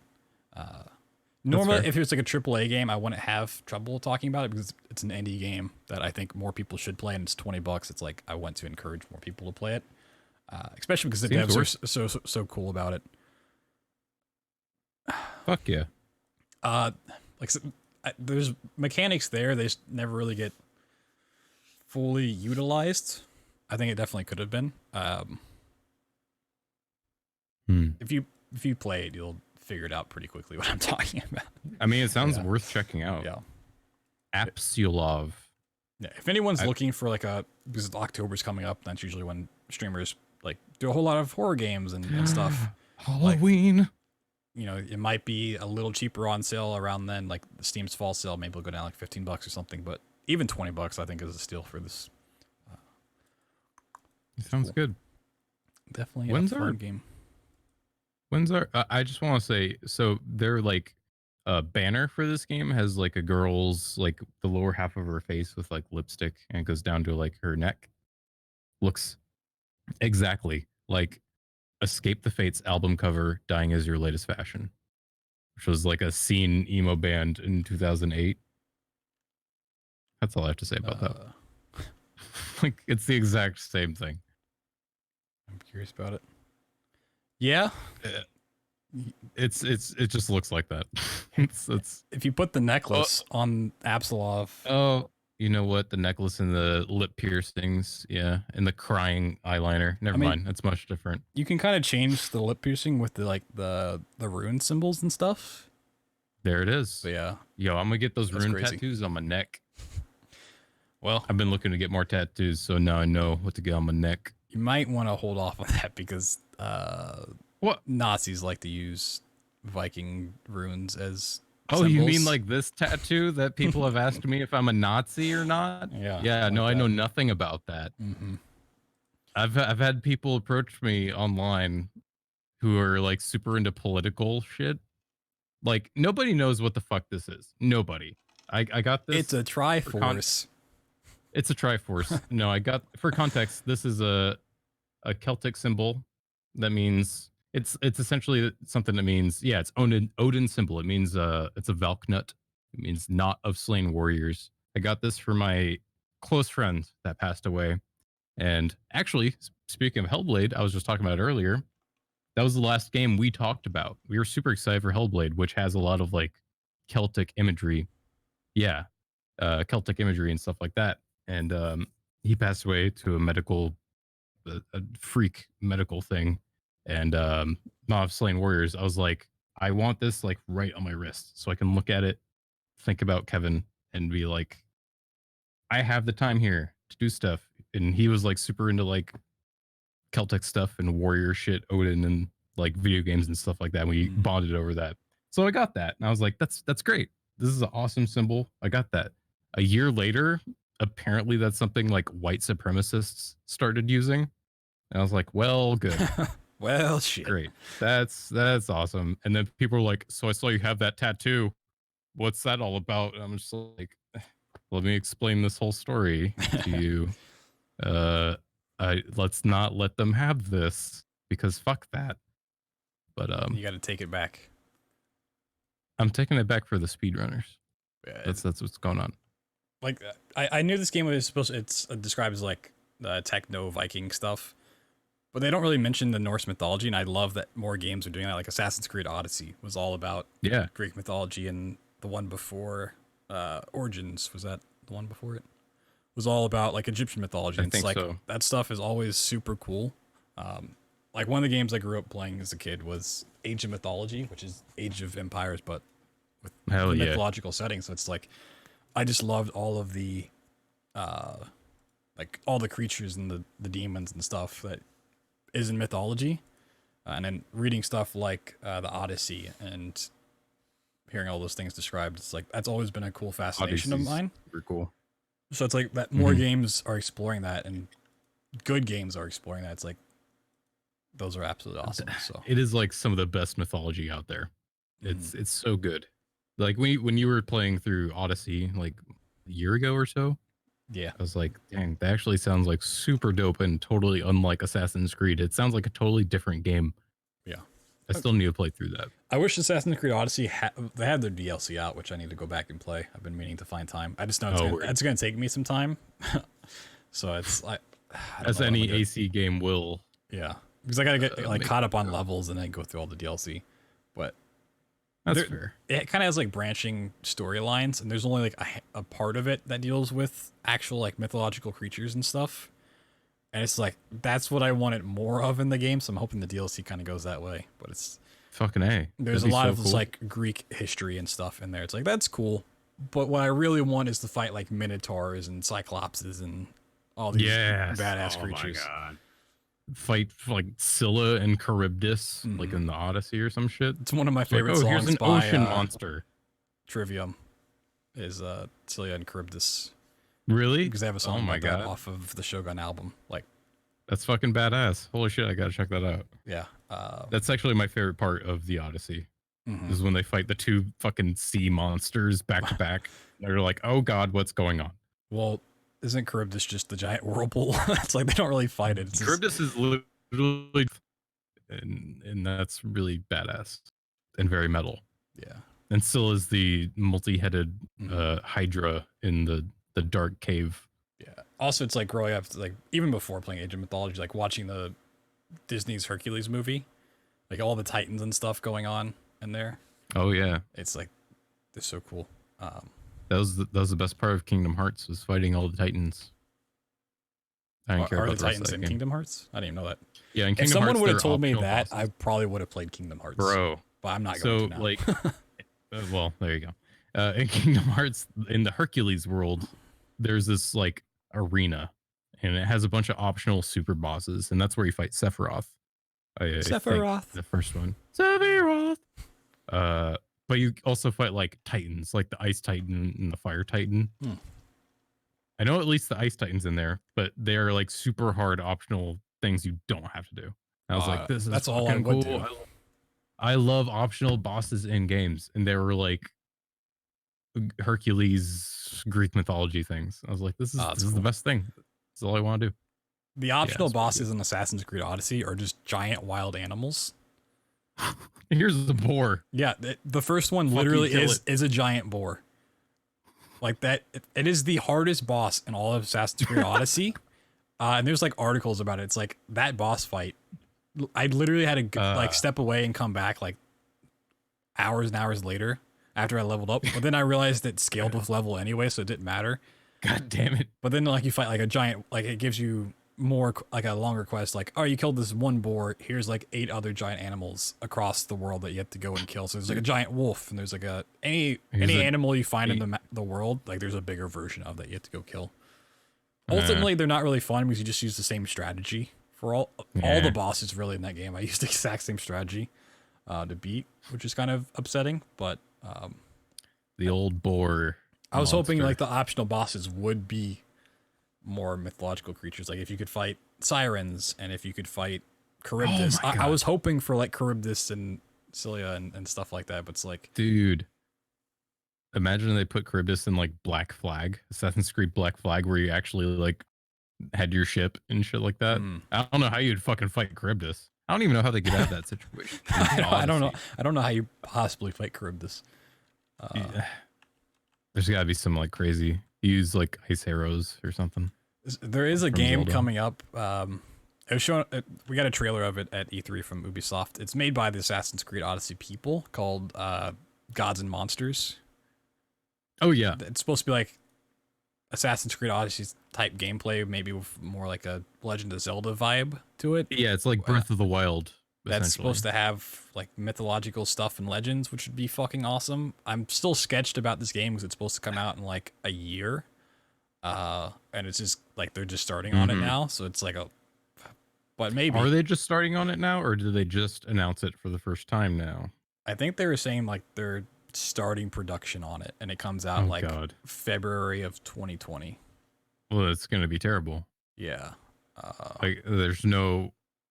It's just going to be terrible. You can't make a game that fast. But it's also the Assassin's like Breath Creed of the team who pump out a game like every year. So it's they like just import assets from Yeah. like their older games. I mean, maybe, but man, a Greek mythology like Breath of the Wild game, that's would be like awesome. that actually would be awesome. That's like the best mythos to work with. And there's actually a lot of companies making like Breath of the Wild type games now since that game came out, which is super cool. Because did you play Breath of the Wild? I don't think you I have. haven't yet. Once I get a Switch, I will. I could buy it on my Wii U, but I don't yeah. want to break up my Wii U. Yeah, like we're both waiting to buy a Switch, but I did play it on Wii U. That game is so fucking good. God damn. Breath of the Wild's so good. And I don't stand Nintendo games like ever, but fuck Breath of the Wild. It's so good. I want to play it again. So I want to play all the way through it again. And I don't do that with any like open world game. Not even Skyrim. But yeah. So it may have had I'm down. some production on it because I guess maybe I heard wrong, but it's like at least Assassin's Creed Odyssey came out last year. So if anything, it's like a year and a half of dev time. They would have had like 6 months before showing it off at E3. So maybe they have a little bit more there, but I'm still, I need to see. It's a shockingly short time. Apparently there's some screenshots out that I'm looking at now that looks very Breath of the Wild-y. There's just like copy the aesthetic. I mean, here, I'll send you the link. I'll put it in chat too if anyone wants to look at it. I mean, it looks good. I just like seeing how it actually is when it comes out. It all comes down to, so the reason Breath of the Wild is so cool is because the world is it's like an open world, but everything feels meticulously placed to where you are like exploring, but the way you're exploring always feels like it is a intended path of you exploring and like seeing something new, which is really hard to do. And clearly Nintendo put a lot of time into designing their entire world. That's the only thing I'm worried about, where it's like this game looks cool, but like when it really comes down to exploring and going on your own wherever you want, is it going to have that same feeling? And Breath of the Wild does that immaculately. It is actually insane. You can go anywhere and you feel like this is my experience, and it is really cool the way I am discovering this part of the continent that I am on. Yeah. I would like to see that with Gods and Monsters, but I'm worried with that short development time. I would be worried as well, but since it is the Assassin's Creed Odyssey team, like they did a pretty good job with handling it. Okay. They kind of guide you, so you can't really go. You can go anywhere you want, but like certain areas need higher levels and stuff. I don't know how they would handle that. Sure. Maybe it'd be the same thing. It's like they kind of guide you, like give you a quest over here. It's open world. You can go do side quests and stuff, but it's like really they want to feed you the specific line to get like through the map and like backtrack for certain stuff and then continue. So it's like they have experience with that, so I'm not too worried. It's just how everything is going to come together. But yeah, more mythological games. It's like you know what other? Well, I was just gonna say Go one thing I've always kind of wanted, because I never played Shadow of the Colossus, but I always thought it looked cool with the giant bosses. That, but giant mythological creatures instead. That would be cool. Also, you should play Shadows of the Colossus on stream. Is it on PC? That's This isn't PlayStation exclusive. Maybe. I'm pretty Probably sure it's a not. PlayStation exclusive, which is why I've never played it. Bro, you gotta play that game. That game is so fun. I don't care what you've seen of it. You gotta play that game. That is on my list. Oh my god, that is on my list of like top. That's probably like a top 30 greatest, maybe top 20 greatest games of all time for me. Shadows of the Colossus. Aren't they just from like remastering it or remaking it, or did that already happen? they did, yeah, that's already out. They did that last year, I think, or the beginning of this year. I can't remember. But that's a very recent thing. It's on PS4. Man, yeah, that's such a good game. I was hoping the remake would come to PC. Yeah, that's actually really unfortunate, but yeah, it's like one of the games that like literally you could play and like any casual person could play or watch you play. It's like you don't need to be a hardcore gamer to be into that game, play it and enjoy it. It's so fun. Oh my god, it's just big bosses. Yeah, with like weird, quirky ways of beating them. I think I've like seen all the bosses, but it's been years and years since I've seen it. So it's like going into it, I wouldn't know how to kill them. I just know like you climb up the bosses in certain ways and like sort of the areas. But yeah, is like some of the most chill like gameplay. Because the first time and last time I played it was I was hanging out at my apartment with my brother's girlfriend, and I was just playing it, and she just sat down, and started watching me, and we like turned it into this like nightly thing where it's like she was like, "So you're you're gonna play Shadow of the Colossus tonight because I want to watch that. I was like, Yeah. yeah, I'm gonna fucking play it. This game's awesome. And then we would just like chill all night and just like drink beer, order pizza, and oh god, that game is so good. Yeah, high recommendation for that. But it's a console fucking game. It's bullshit. I do have a PS2. I just never use it. PS2. Yeah, I have a PS2. If like the is original on PS2, Life like. Oh, it is. Yeah. It's a PS2 originally. Yep. Is the remastered better than the original? I haven't played it, but so it came out on PS2. They released it on PS3 in a combo package with Ico, which is the puzzle game made by the same developer, which is pretty good. I like Shadow of the Colossus more. Ico is just ICO. And then they did the HD remaster for PS4. I played the PS3 version, which was essentially just the PS2 version. So yeah, I think you could play the PS2 version. There might be some frame rate issues that you would notice pretty clearly, but I mean, it's console. I'm gonna notice frame rate. oh yeah, it's console, so it's gonna be bad. You know, it sucks. But, it's gonna make me angry and violent. It's gonna make you do a mass shooting with your Apex gun. But yeah, highly recommend. Speaking of mythos, Blizzard has made a good mythos with their World of Warcraft. I mean, anyone knows that who's played World of Warcraft or any Warcraft game. They have their own like mythos and stuff like that. But I wanted to have a quick little rant about World of Warcraft Classic. What were you gonna say? Does it make you angry? It makes me so violently criminal. But no, World of Warcraft Classic comes out at the end of August. I think I don't know the exact date. I was gonna say like 27th. That might be it. But World of Warcraft Classic is an iteration of World of Warcraft that is the vanilla original release of WoW from 2004 that people have said that they want to play the original version. So they made the original version coming out free to play. If you have a subscription to normal WoW, free to play. So which is like $15 a month. If you didn't have a subscription, you can't play it. You can't play it. You have to have a sub to WoW, current WoW, which is if you want to play current WoW, you gotta buy WoW, and then it's not free at all. You have to pay $15 a month. But if you just pay the $15 a month and have WoW, then you can play WoW Classic for free. It's just additional for free. And so it's coming out later this month. And they a couple days ago, well, prior to a couple days ago, they announced that they were going to let people sign up to reserve their name for WoW Classic.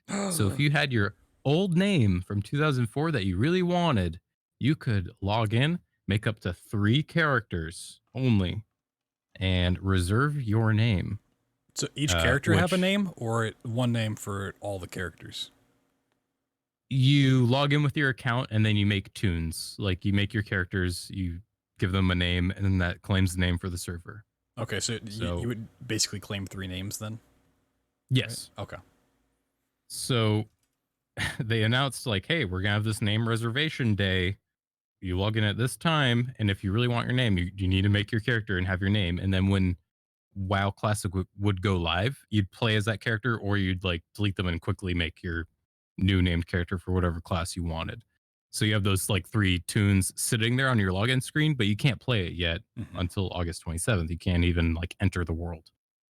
So they did that, and it's really scummy and dumb to me because I saw so many people on Twitter who I respect and like who have not anymore. I'm not gonna name names, but there are people who have said like I don't pre-order games or something like that, or I will never do pre-order incentives or something along those lines.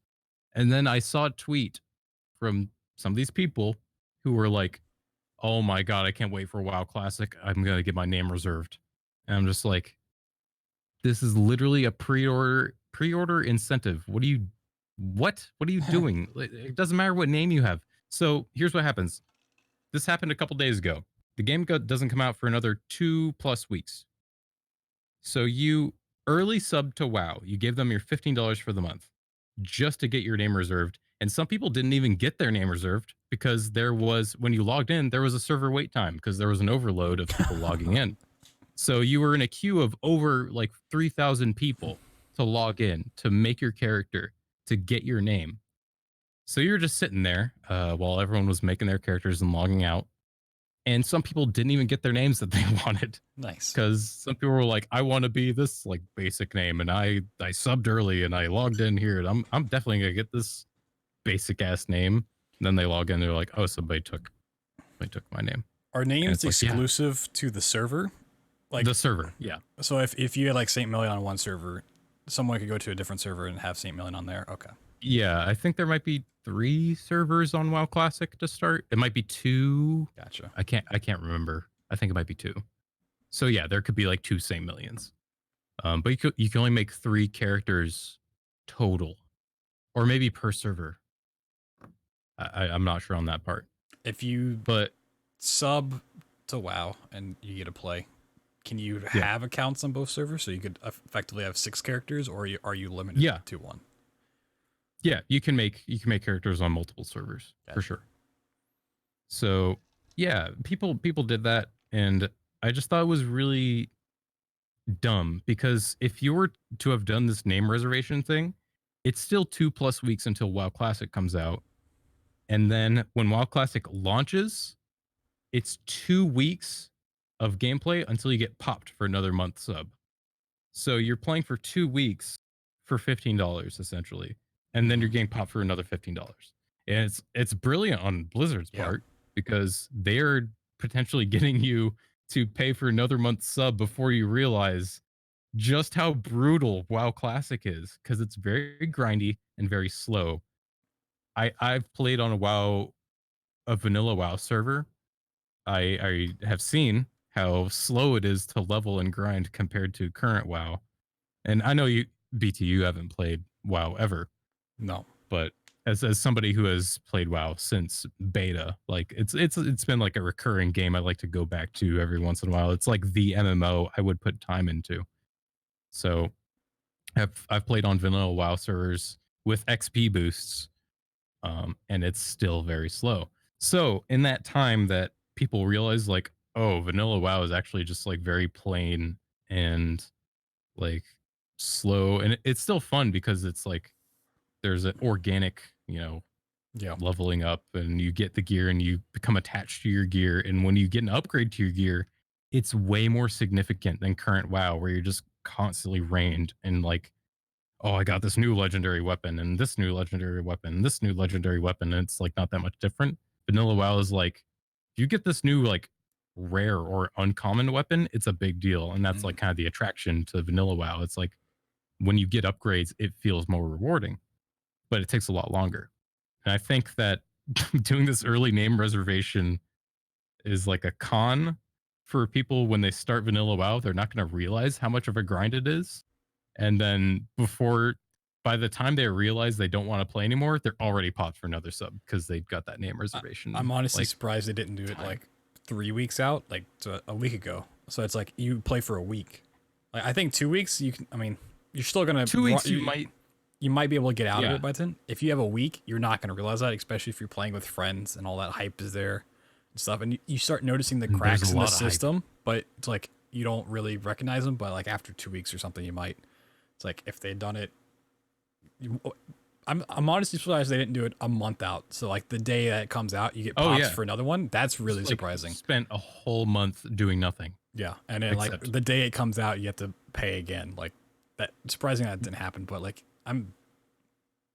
they went for 2 weeks. I feel like they could have gone for 1 week and had the same effect and just gotten more. But yeah, and and you hit it on the head. Like, and I tweeted about this before. I was like, people are actually like excited, but they're not like seeing, like, if this was not WoW, if this was any other just new game coming out, they'd be bitching about it.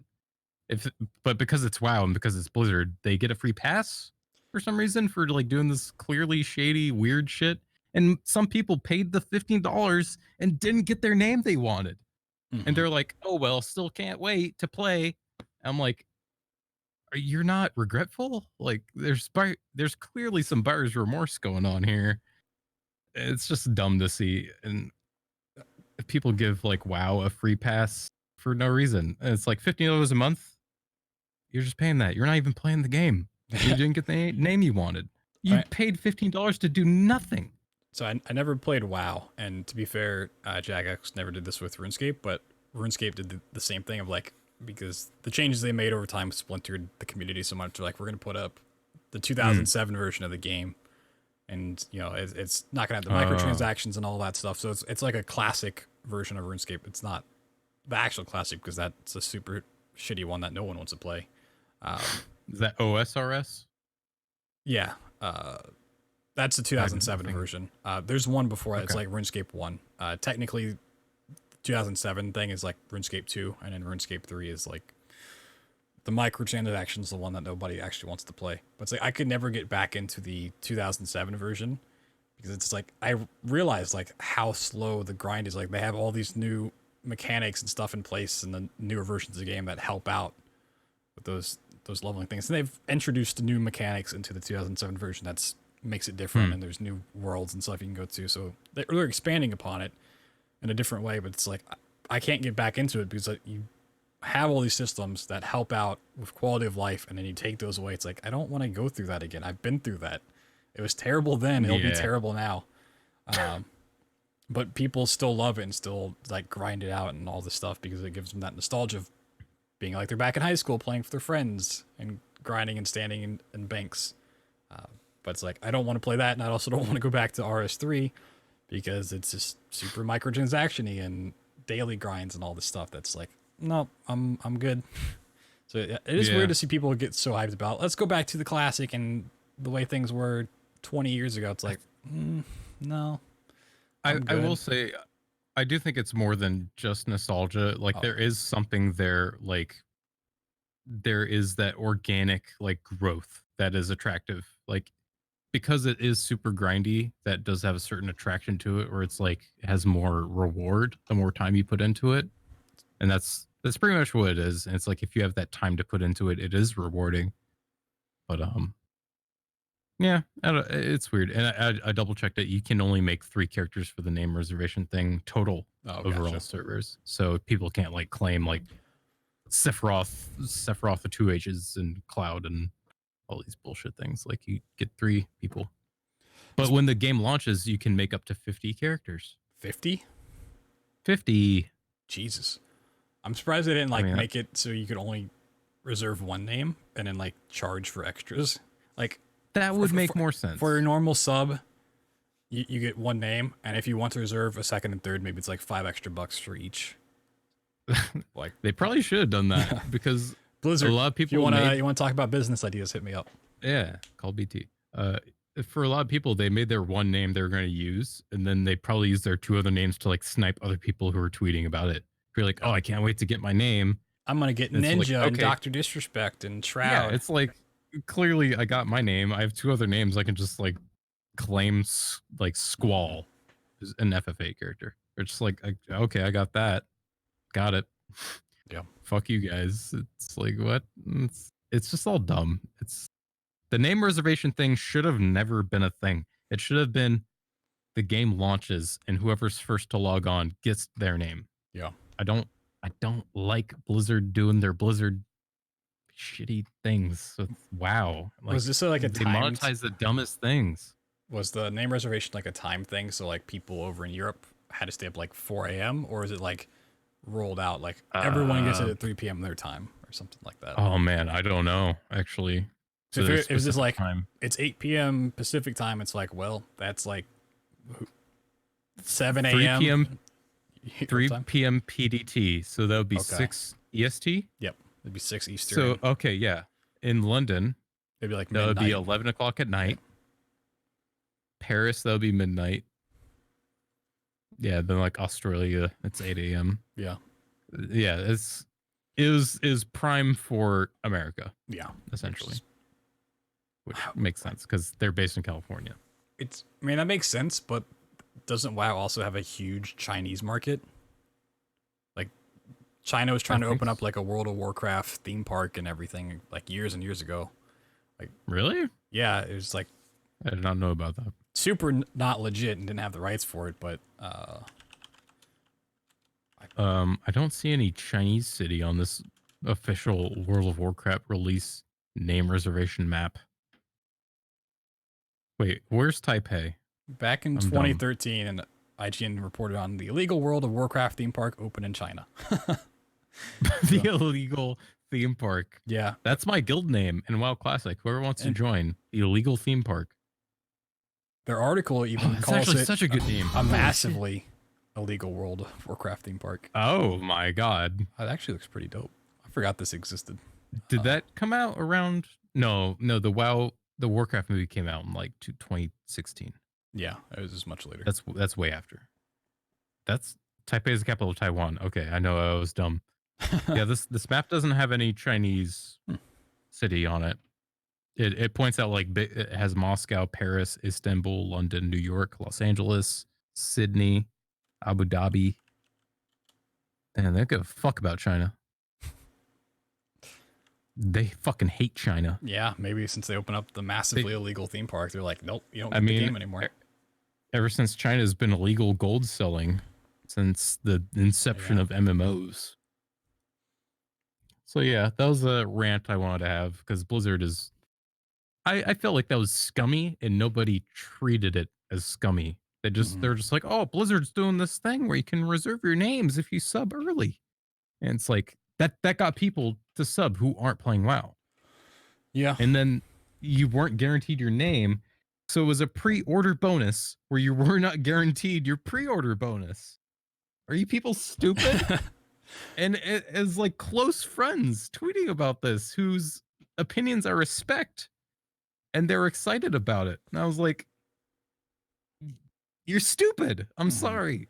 But I don't want to call them out because they're excited. And anytime I ever think of like pre-order stuff, there's that classic image of I think it was Modern Warfare 2. There's a Steam group that was like boycott Modern Warfare 2, and then like everyone in the Steam group is playing Modern Warfare 2. yeah, Like, it's like don't pre-order this game and boycott it, and it's like everyone in there is playing the game. So it's like people are going to be outraged, but at the end of the day, they're still going to play the game and be hyped for it. So it's like I mean, the same thing with Apex. It's like if you are that angry about the game, just don't buy it. Don't give them your money because they're going to keep doing it if you do. Yeah, I mean, pay with your wallet. You know, if you don't believe in it, don't pay for it. But if people are paying for it, then you're kind of fucked. Yep. I mean, it's the same thing with microtransactions. EA, even outside of Apex, it's like 20. It might be more than 20%, but like FIFA's Ultimate Team, which is all loot boxes and stuff, where you pay for football players, soccer players. Oh, the ultimate cards. Yeah, like to build up your team and actually like affects the game, makes up like 20 to 30% of EA's total revenue.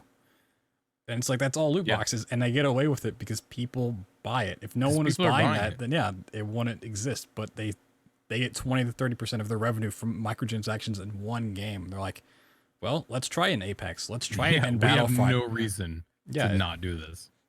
They'd be absolutely stupid to be like, yeah, we're just gonna give up, $400 million or like $2 billion because like a thread on Reddit is upset. Like, who cares? We're still making so much money. The Excel spreadsheets versus the viral social media stuff is like a vocal minority as well. Yeah, the vocal minority is exactly because when it comes to like FIFA, 99% of people playing FIFA and buying those loot boxes aren't going to Reddit to like look at things. They're just like coming home from work and they're like, oh, I want Lionel Messi on my team. I gotta pay for that. I guess I'll pay $3. That's not that much. That's like half of a fast food meal. Fuck it. Microtransactions. Yay. Woo. Speaking of microtransactions and games coming out in general, maybe they'll have them, maybe they won't. I was just trying to segue there. Super professional. Oh, yeah, good job. Gamescom is happening next week. And they're doing kind of an opening night, kind of mini E3 video game awards type thing. Obviously, Jeff Keighley is behind it. And they have some games that are going to be announced, some studios, 2K, Activision, Bandai Namco, Bungie, Capcom, EA, Epic Games, Google Stadia, Deep Silver, PlayStation, Private Division, Sega, Square Enix, THQ Nordic, Ubisoft, Xbox Game Studios. I think a couple more have been added, are all showing stuff off there. There's even some new footage of Death Stranding with Hideo Kojima, because why not? It's Jeff Keighley putting it on, so of course his friend's going to be there. Fuck yeah. But all that stuff's happening by the next way, Monday. So we may is have it Monday night or Tuesday? Monday night, the 19th, I believe. Okay, I am free that day, by the way. Okay, so I forgot to message you. we might be co-streaming that.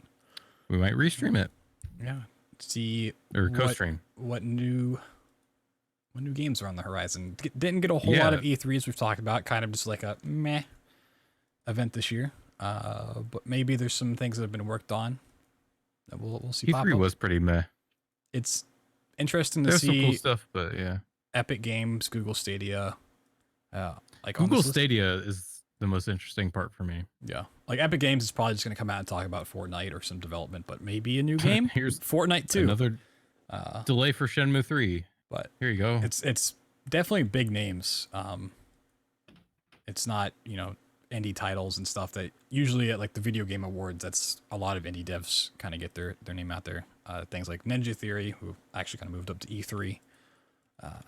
Some smaller ones, but hey, yeah, we'll see. I mean, it seems like a kind of Game Awards tier event or reveal thing where it's just like, hey, we're gonna have actually some like pretty big stuff to show off. Mm-hmm. Except like more big stuff than of the video game awards. It's like a step up from the video game awards, but a step down from E3. It's like right in between.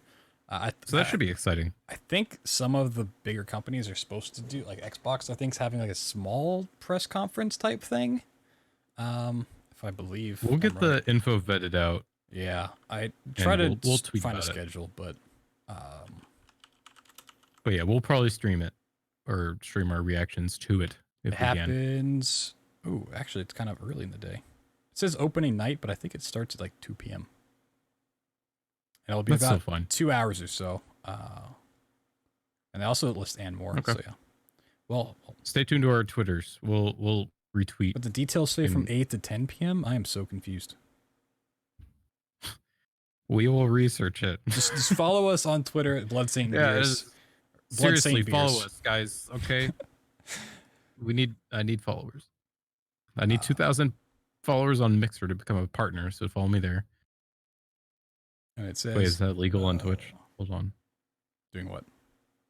Advertising my Mixer. Not illegal, but Twitch may not be happy with you. I thought Twitch encouraged competition. I'm making things up. I mean, we can talk about the ninja stuff if you want. It kind of happened over the weekend. Oh, like Mixer ninja stuff? Yeah. Basically, with how I Twitch forgot that was a thing that handled Ninja's leaving. So initially, when Ninja made his announcement that he was leaving Twitch to go to Mixer exclusively, they came out and said, we're proud of what he's accomplished on Twitch over the years, and we wish him the best of luck. And then, like a week later, they took over his page and put up more referencing the channel you're looking for is in another castle, and then basically showed the Fortnite directory underneath it. Which, if you go to any other offline channel on Twitch, you get their video like profile there and their panels and all that stuff. It's not the only channel that does that. Right. It was the only channel, and they've said it was an experiment that they rolled out to kind of test offline features. Which obviously, if they get caught with their pants down, they're gonna be like, "Oh no, it was just a test. It was a test. We didn't mean literally caught with pants down on certain streams." Yeah. So then, because Twitch doesn't moderate their directories that well, someone bought a porn stream, and that rose up in the Fortnite directory for like 2 hours with like 15,000 viewers. And if you went to Ninja's channel, that was like right the top page. It was like thumbnail of here's porn. Yeah, of porn. And then Ninja came out, which was very smart. The whole time he just stayed silent on the whole thing, didn't say anything, let them dig their own grave. And he put out a video saying, I'm sorry for anyone that went to my page and saw that. That's not up to me. That's all on Twitch. And, we've been trying to take down the channel, if not just like change it entirely. And then Twitch came out, and even the CEO came out and apologized, Emmett Shear, which I found very strange that the CEO is coming weird. out to say this, of like, It hey, had we're sorry this typos in it. happened. It had typos. His tweets. It was strange. Yeah. But yeah, They like they've Ninja, reverted the channel back so now it looks like any other offline channel. it was like Ninja. So like this whole like dynamic between Ninja and Twitch, Ninja has played this like perfectly in terms of like PR or like advertising, whatever you Yeah. want to say. Like he hasn't really talked much shit on Twitch or anything like that. He just went to Mixer. He made the announcement. He's just been on Mixer. But like when he put that video out, he was like, "There's been some annoying stuff. Didn't want to like say anything when it comes to Twitch. It's been kind of a rough transition, but they did this shit. There's literally porn on my offline channel. I had no say in it, and that's like fucked up. And it's like that's the best possible play Ninja could have done for his Mixer Yeah. channel. Like Twitch just fucked it all up because if you went to Ninja's channel, there was just porn there, and it's like, how did you just let the top Fortnite streamers be there? Why didn't you curate and pick certain like partnered streamers? That seems like a very basic thing you would think of if you're in a Twitch boardroom with your sofas and you're just sitting there with your LaCroix Your G and you're Fuel. like, what do we do with Ninja's offline stream? Or just make the Fortnite or Fortnite streams. It's like put 2 more seconds of thought into that. Yeah. That is gonna go badly. That's gonna go so badly. LaCroix, exactly. It's like, no, just make only partnered Fortnite streamers appear there. That's the logical next step. Either that or, send Ninja a message saying like, hey, what Or streams would you ask want to him. promote? Yeah. Like what 10 It's channels his do you brand. want to put under here? It's like, because you would still be listing 10 other Twitch streamers that, Ninja's picked out. Like, hey, you can't watch Ninja here anymore, but these are his friends. Yeah, Maybe I he'll be support playing with these them. Twitch streamers. But nope, there's That'd be like, so much better. we're going to automate it. We're going to be really dumb about this. And yeah, it's just like ongoing Twitch things where it's just like they very slapdash put together this plan of we're gonna Ninja left us. Like it came off as like an angry ex-girlfriend.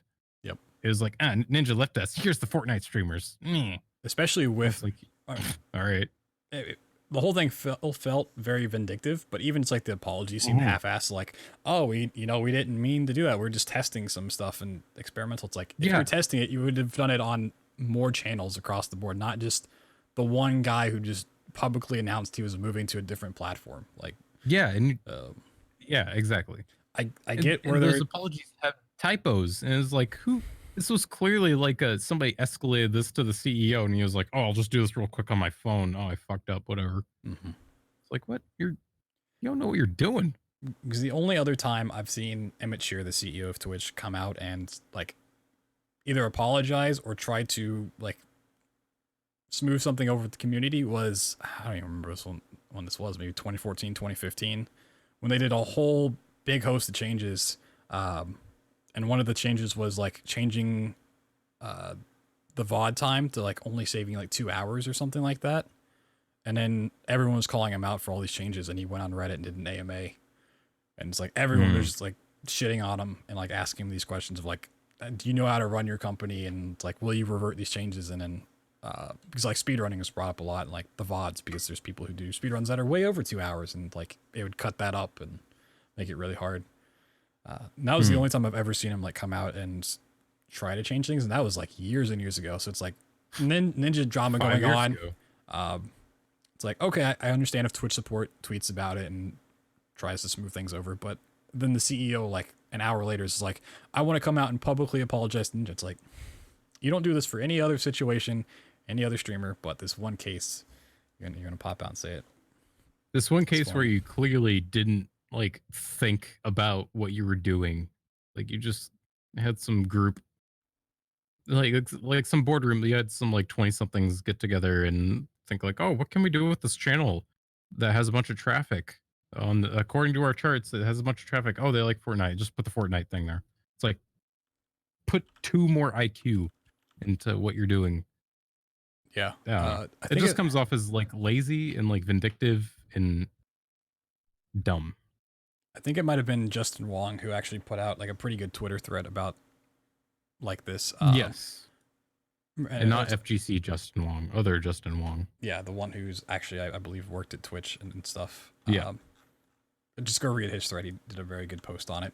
But I can see where they're coming from a web development point of just like this is a page that has lots of traffic because not everyone knows that Ninja's moved over. Maybe it's like kids getting home from school clicking on it, or their parents like, oh, I'm gonna load up the stream for Timmy to watch and stuff like that, or it's just like that's their default they go to it. So it's like it's still getting high amounts of traffic. I'm sure his old YouTube video is still linked there, so people are clicking over. Yeah. And they want to then feed that through to other channels so they don't click off and go to Mixer or YouTube or whatever. But either curate it, just have Ninja pick, do something other than an automatic system, because the problem with automatic systems is Twitch does not moderate their directories very well. If you go in the IRL section or the just chatting section now, I think is what it's called. Almost any night you can find stuff like that in there. Like I clicked on it a couple weeks ago, and what do you know? There's a porn stream with like 2,000 views that's been up for like 4 hours. It's like how, and there's people watching like movies and anime and stuff. It's like, why is this stuff not banned? If I did that for like a minute, it'd get reported. Yep. But it's like this stuff goes on for hours and hours. And it's like nothing happens. It's absolutely stupid. And then even now, like I follow some other streamers, like one specific Minecraft streamer. She tweeted out like, "Oh man, love the Twitch directory." And it was just like Minecraft. One of the top streams was more porn. It's just like Jesus Christ. Like, I mean, I get it's hard to moderate these things, but it had like 14,000 viewers or something. It was just like it's been up for like over an hour. Mm-hmm. Clearly, it had to have been reported. Yep. I don't know. Twitch is good, but it has improvements. I think that's the takeaway. And it more and more pop up as the site grows bigger and these problems become way more I mean, apparent. definitely. We've seen It's a still lot of very issues new with overall. like banning instances, people getting banned for saying words that they clearly didn't say, but it sounded like something bad. Other people, yeah. You want to talk about Amaranth? No, I don't. Well, the I mean, situation is just shitty. if we were to reference them, Amaranth is the situation that is being referenced. And Alinity and other ones that have popped Alinity. up. Oh gosh, she did say it too. And they just straight up said it. Allegedly. No matter what they were trying to say. I don't know. Yeah, but it's weird. Stupid situations where moderation has gone like, oh, we'll ban this person for saying it or allegedly saying it, but not the other ones. Thing. There are guys who say something, but it sounds like they're saying insert slur here. But then like top female streamer says exactly that word. Like there's no discrepancy as to what the word is being said, but they meant to say something else. Those girls don't get a ban. And people have brought up like, why the fuck is there a difference here? And it's like, why is there a difference here? Whether the punishment is like, hey, you clearly didn't mean to say it, or that's not what you said, it just kind of sounded like it, we're not going to ban you. That's fine. If you do it across the board. If you're like, all right, we're going to give you a small ban just because we're not entirely sure, do it across the board, fine. But when you punish one group for it and you don't punish the other group, it's like, why is there favoritism towards this group in particular as opposed to this one? And there's no clear-cut lines. You go back to the guy, like the terms of service, it's like these people did the exact same situation as these other people, but they got a ban and these didn't. It's like you gotta take a stance one way or another, and that stuff's been heating up, and we'll continue. We won't get too into it, but yeah, you can probably Google and find streamers with accidental N-word sayings that when you like look at the context of the situation, that's not what they were saying, but it somehow came out as that. And there's not consistent punishments or forgivings of those things, and that's And I mean, there's something to say with like the youth of Twitch. And we were talking about YouTube earlier. You know, YouTube's younger, or sorry, older than Twitch, and they are just now like making some improvements on like copyright systems. So Twitch does have some growth in that regard. Streaming Yeah. overall is still very young, and it's a business that's going to continue to grow and needs to change. One thing I would like to see change, especially in the modern age when a lot of kids are being exposed to like Oh starting yeah, streaming on Twitch and YouTube. The current minimum age to stream or make videos on either platform is 13. I would like to see that go up to 16. it Uh, probably should. I don't think it needs to be full 18, although that would probably be smarter. Uh, but there's a lot of kids that get on the platform. There's one that kind of made the news the other day. He was 14 and he was like doing a cooking stream. I didn't watch the video, but one of his viewers, he had Me like two neither. viewers at the time, like made a joke of like, "Hey, you're using this mixer. Stick your hand in it, like to help mix things up in the bowl. It'd be funny." And the kid did, and while he didn't get seriously hurt, things could have happened. That mixture could have taken off his hand for all we know. Um, and it's Mm, like these could kids hurt him. don't know any better, really. It's like some kid's gonna end up actually sticking their hand in and getting their hand ripped off on stream because someone in chat thought it was funny to tell them that. The kid's come out and said, "Oh no, it's fine. It's all in good fun."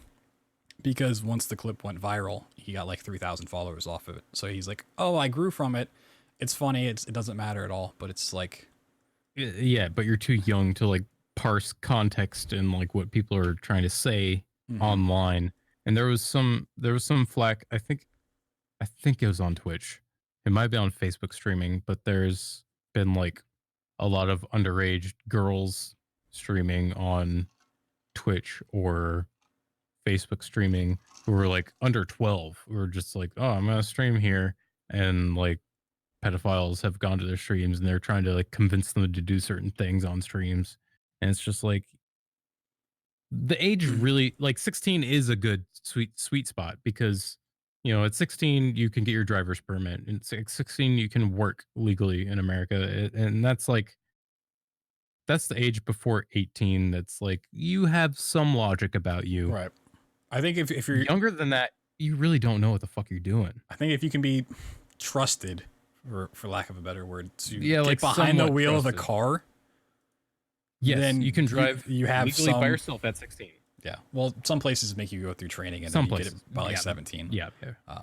But if Depends on the they can state, trust but you on the road in a like 1,000, 2,000 pound, well, more than 2,000 pound, like death machine, it is a death machine.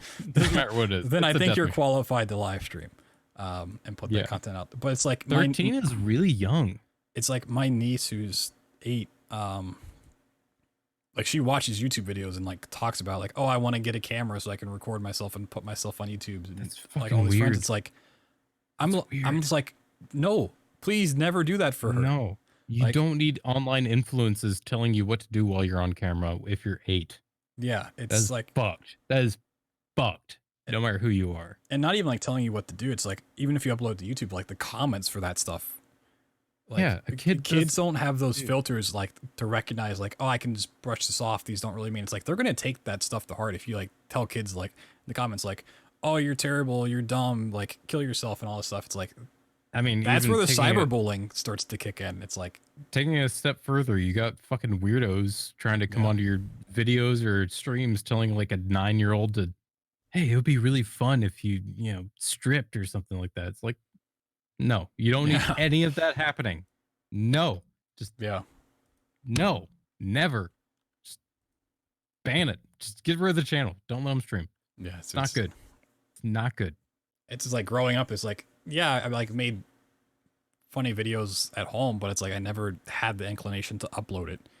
But it's like now that's the thing. It's like, you get on Twitter and you go for these likes and you upload videos that you made with your friends. It's like that's fine if you know what you're doing and can take the repercussions of uploading the stuff. I mean, yeah. But if you're like 13 when you can like legally have your own channel and stuff, it's like, I can't imagine being a kid nowadays. I think about this every like week pretty much. Like when I was 13 to 16, I would not want myself online. Like I was cringy as fuck. I did dumb shit. I don't need other people like viewing me and telling me about what I'm doing and Well, it's that mixed with like, shitting on me. and that culture of just wanting more subscribers, more likes, and like Yeah, it's wanting to be a rock basically star. everything on the views Like on and 13, subs. like upload a video and getting like 2 views and being like morally And stuff. crushed and like depressed, like because It's gotta the fuck with video, you so early. like just chasing that from an early age. It's like, oh my God, like you don't need that. And there's like kids who get their parents to make the account for them, but they're still the one controlling the videos and stuff, which is also super weird. But like 8-year-olds like opening toys and talking about it and then uploading that's like, why is this a thing that people are allowing? And it goes back. There's a clip someone uploaded of Dr. Phil did an episode about video game violence. The mom's like, he just stays in his room playing games all day and like he yells at me and all this stuff and I can't control him. It's like, you're his Yes, you can. you're his parent. You bought you can him literally the console, smack the shit out you of him bought him and the take his game, computer you away. bought his headset. You're the one bringing him food, letting you do this. It's like, this is why I hate bad parents. this is why you blame video game for violence. It's because you're not doing your job of like disciplining you're not your kid. Yeah, you don't discipline your kid. If your kid's like screaming at you and owning you when they're like 8 and they're playing like some game, if I had a kid and they fucking sassed me because they were playing Minecraft and they were 8, I'd fucking whack them upside the head, take their fucking computer away, and give them some books and be like, Well, this is even Minecraft. Like, if you don't behave, you'll get your computer back. like the video I saw, it's like they're talking about their kid playing Grand Theft Auto and Fortnite. It's like, They're not even supposed to be playing that. GTA is a mature game. It's 18 plus. You bought that you game bought for them that. It's Which I support that's on you. sometimes. If your kid's mature enough. Like my dad bought me mature games when I was younger because I was in a fucking total dick. I mean, it's fine if you buy it for them, but then you can't turn around and blame that game for the way they're acting when you said That's where yeah. Yes. It's, I bought them this mature game. I'm mad that they're playing this mature game. It's like you bought them the game 10 years before they were supposed to be playing it, you dumb bitch. congratulations, you Why don't played you yourself. fucking do something about it? Take it away from them now. We're so Bad parents suck. yeah, We could go on about it for a long time. we probably will. But to wrap things up, what are your plans for this coming week, Saints? I got the record in Pedro, right? Mm-hmm.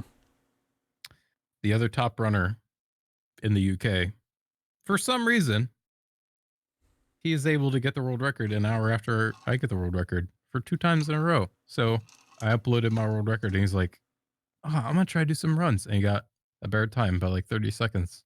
So shit, I might grind it some more. I don't know. I'm actually getting to a point where it's like a lot of grinding to get a good time in that game. So I might take a break from it. I'm probably gonna play some more Apex. Been playing that. That game's real fun. And getting back to working on my Mirror's Edge speedrun video and a Star Wars lore video. Ooh, fancy. So yeah, just some good old video editing, chilling while I'm getting ready to move out to a new apartment here. This whole sound booth will be gone. This back end will be different. The sound booth has to get packed up. I don't have space for it where I'm moving. So Damn. the moving blankets have served me well for sound dampening. And that will be gone. Yeah. What are you up to, BT, in your next week? I've been kind of just like bouncing back and forth between projects, so I'm probably continue to do that because I want to keep doing co-op runs with Amerlin and Wolfenstein Youngblood, but he has a job and other stuff in his life that he's not always available like I am because this is what I do, so I can just play games whenever I want.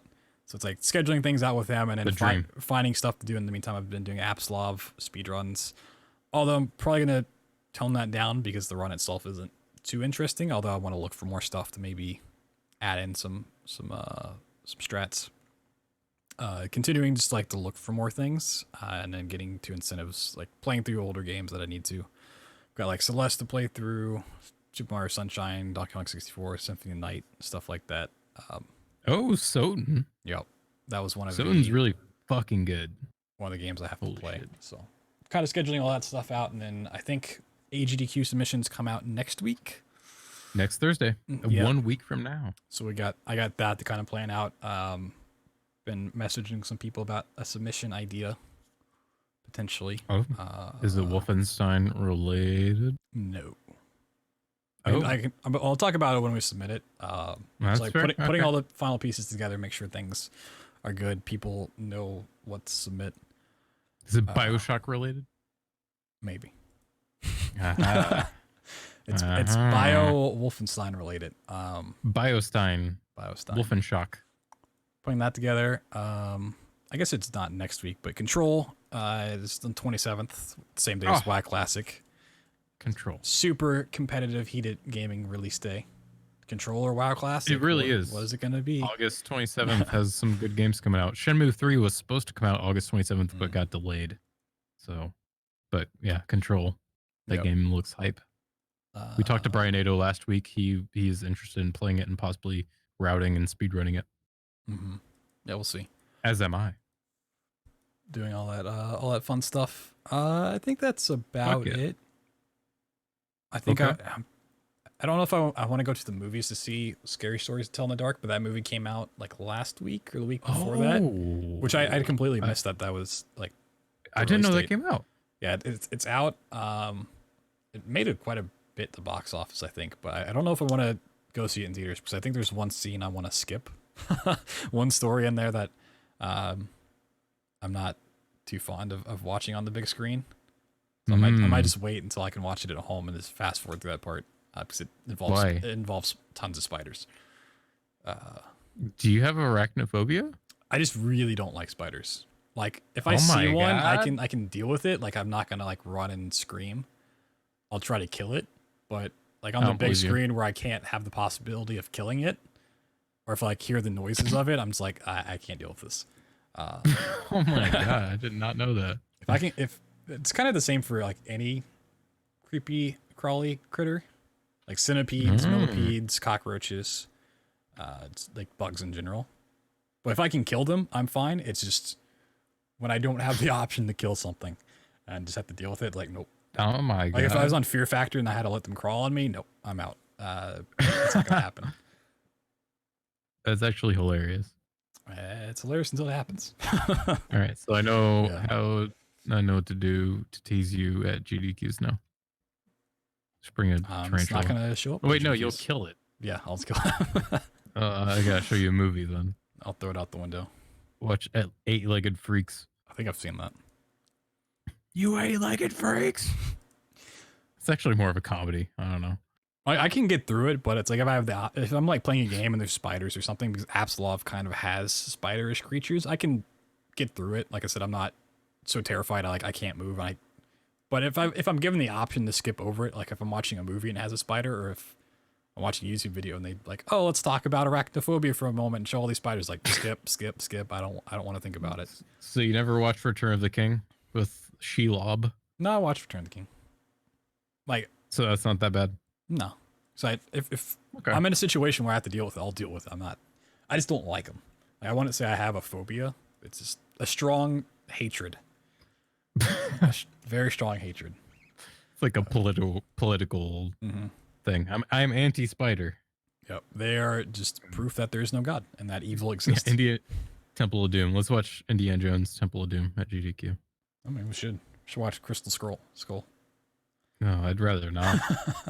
I'd really rather not. I'd rather never watch that movie ever again. I think that's going to wrap up this week's episode of Blood Saint Beers, episode 43. Thank you guys for watching and hanging out despite the delays. Hopefully next week we'll be back on schedule. And you can find us on Spotify, iTunes, Google Play, anywhere where RSS feeds are available. You can also check out our website, bloodsaintandbeers.com. Follow us on Twitter at Blood Saint Beers. There's no and in the Twitter handle. Be sure to follow that. Hit that up to find out when we're going to do our Gamescom coverage. Gamescom. Monday. August 20. 19. If 19. Somewhere in there. Not sure on the time, so we'll tweet that out and be live for that. And if you missed any of that coverage, I'm sure we'll talk about it on next week's episode. Possibly with a guest, possibly not. Things come and go. But we'll see you guys then. Thanks for watching. Thanks for hanging out. Goodbye.